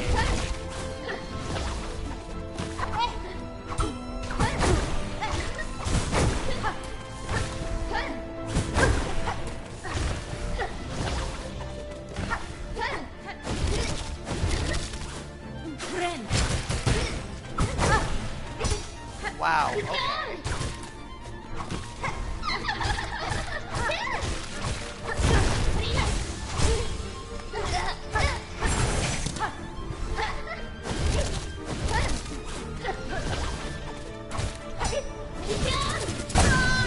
Don't go backwards, go up. Ugh.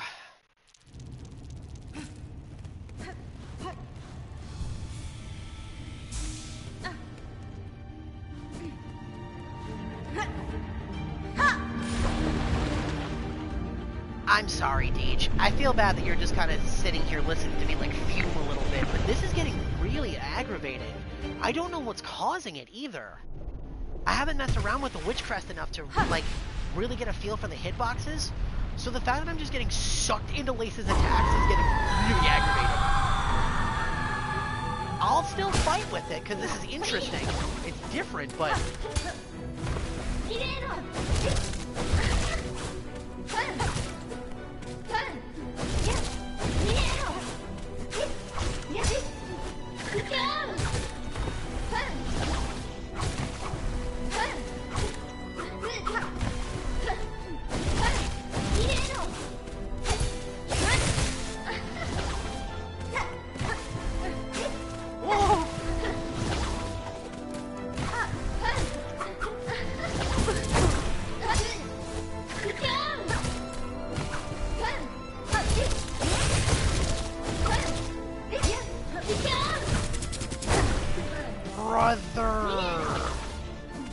My brother in Christ.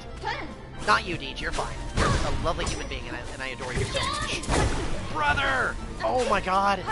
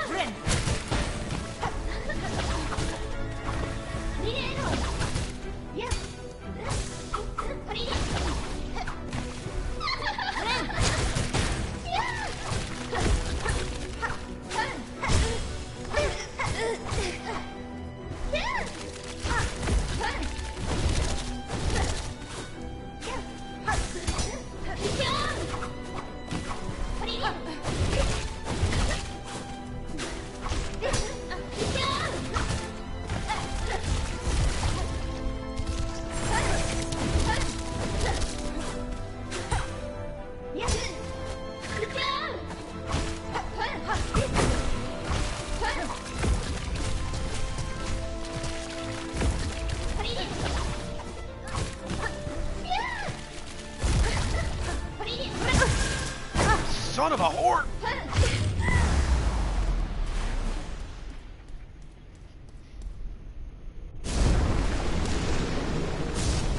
Aww. Well, I'm glad I could provide, even if it's not all that, you know, entertaining, I guess. I don't know what you want me to say, man. This is nothing we haven't seen before, and you're just sitting here and watching me mauled over it all over again. Not exactly entertaining, at least in my book.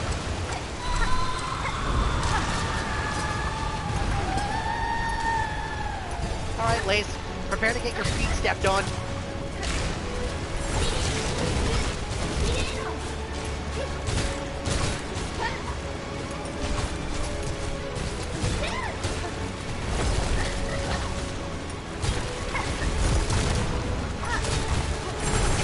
This is so funny.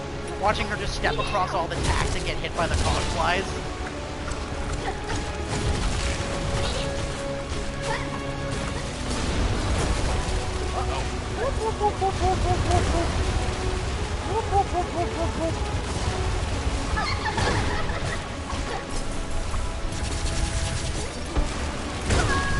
Damn it! Oh, I didn't realize how low my health was. That frickin' blows.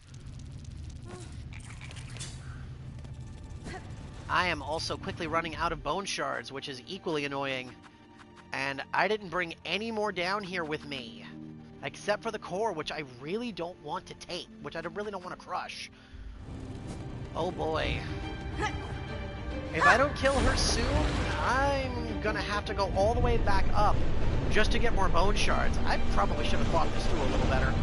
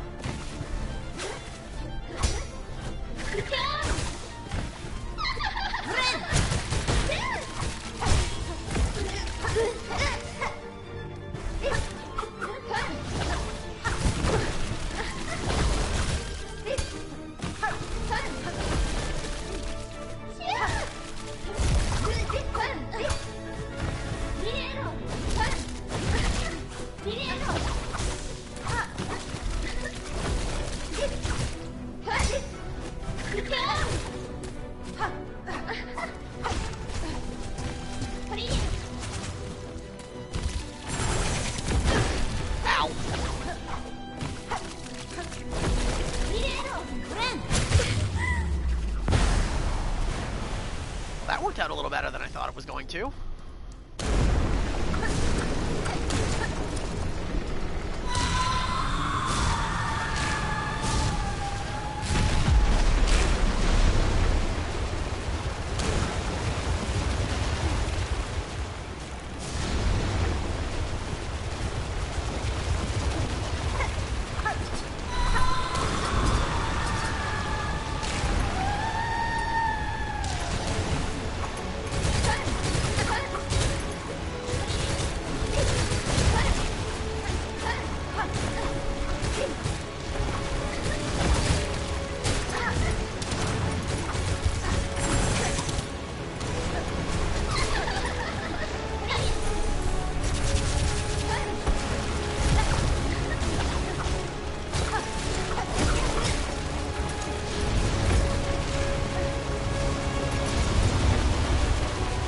Okay, so the waves actually get rid of the tax. I figured they would, but you never know.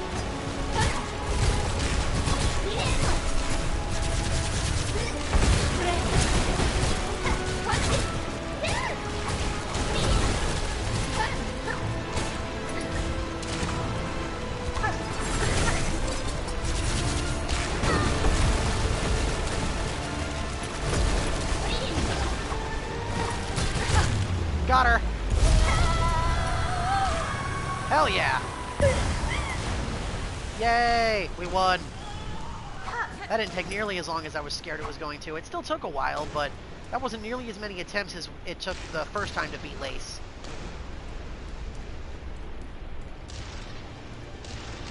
Alright, Deej, time for our victory lap.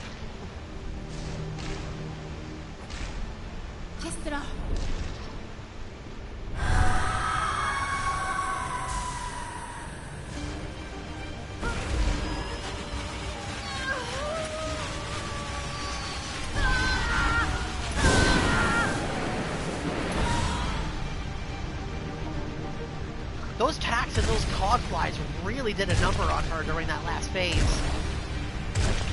I'm honestly kind of glad we didn't use the tools in our first fight with Lace. That made the fight feel way more cinematic. Just two swordsmen duking it out. But that fight, that one at the end there, that was for me. For all the headaches she gave me during that first little bout there.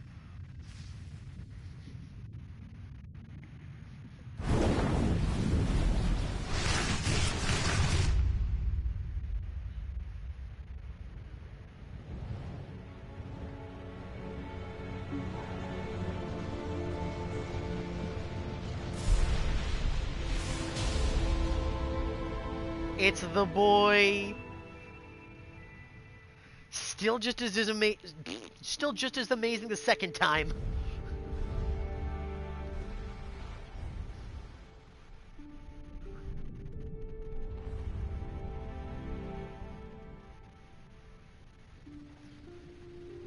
Thanks for the save, little bro.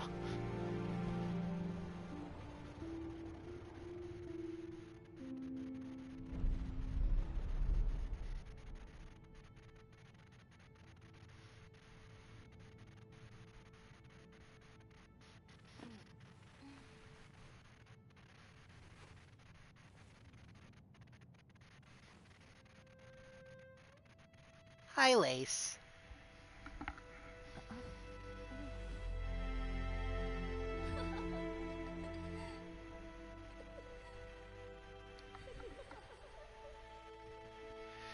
Yeah, that last little bit there, it definitely sounds like she's both laughing and crying. Poor Lace.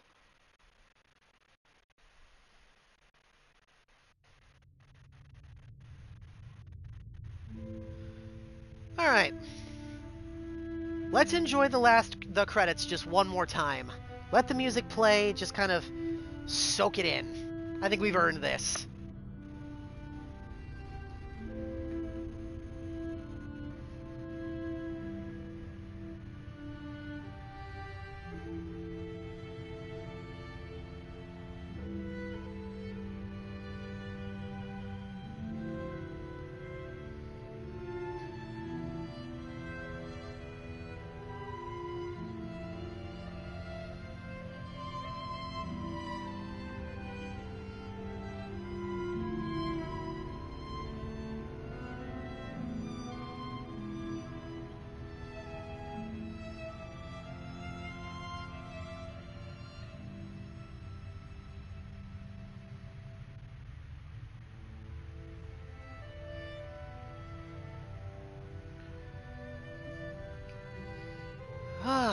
This feels good.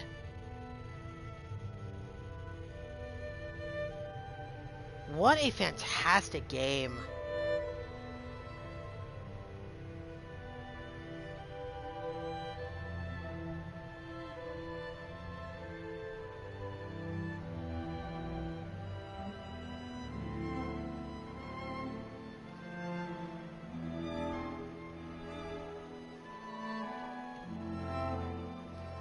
This credit sequence is gorgeous. I love this music.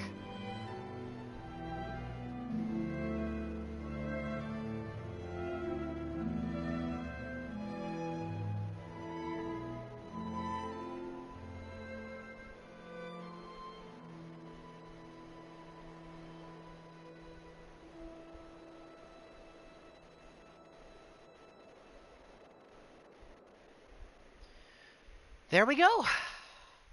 We did it. And one final time, we'll read the outro here. Through darkness and danger, you have persevered. Thank you for exploring the world of Hollow Knight Silksong. Let us meet again on the road ahead. Signed, Team Cherry.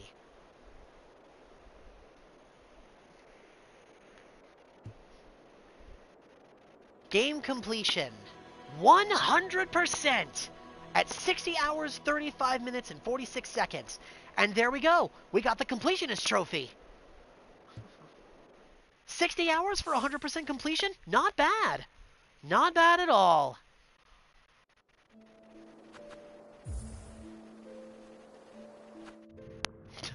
We will get more game, Deej. There's no way we won't. With how successful this game was? Are you kidding me? Nah, we'll definitely get more. But for right now, this is where our journey through the land of Farloom comes to a final close. At least for now. We will be back. I assure you of that. The instant I know that more DLC is coming, we're picking this back up. Of course we will. So am I, Deej. This has been a really fun experience. It has been. But the other kinds of content in this game are just not something I want to deal with. I really don't. No Steel Soul mode, and I really don't feel like reverting my save file either. So I am hoping and praying. If anyone from Team Cherry is sitting down and watching all these people play this game, or just, if I'm lucky, and one of them is sitting here watching me, a feature for us to roll back the clock without needing to reset our save would be phenomenal. Please, Team Cherry, make it happen. I would love to see the other things this game has to offer without completely undoing all my hard work. That being said, for now, this is where it comes to a close. But we're not finished tonight. Oh no. We're going to be booting up and cooking with something else. So give me just a little bit after we close out the stream here, and we will be back with the perhaps long-awaited continuation of Remnant from the Ashes. Thank you all very much, but an extra special thank you to you, Deej, for joining me on this journey from start to end. Through every trial, through every triumph, every amazing moment, every tear-jerking moment, from high and low, thank you for being a part of my journey through Silksong, through Hollow Knight with me. I'm really glad you were here, and this would not have been nearly as fun without you. You're the best, man. Thank you so much. It sure was. 7 years is a long time, and it was worth every single moment. We will be right back, everyone, so don't go anywhere. See you all in just a moment.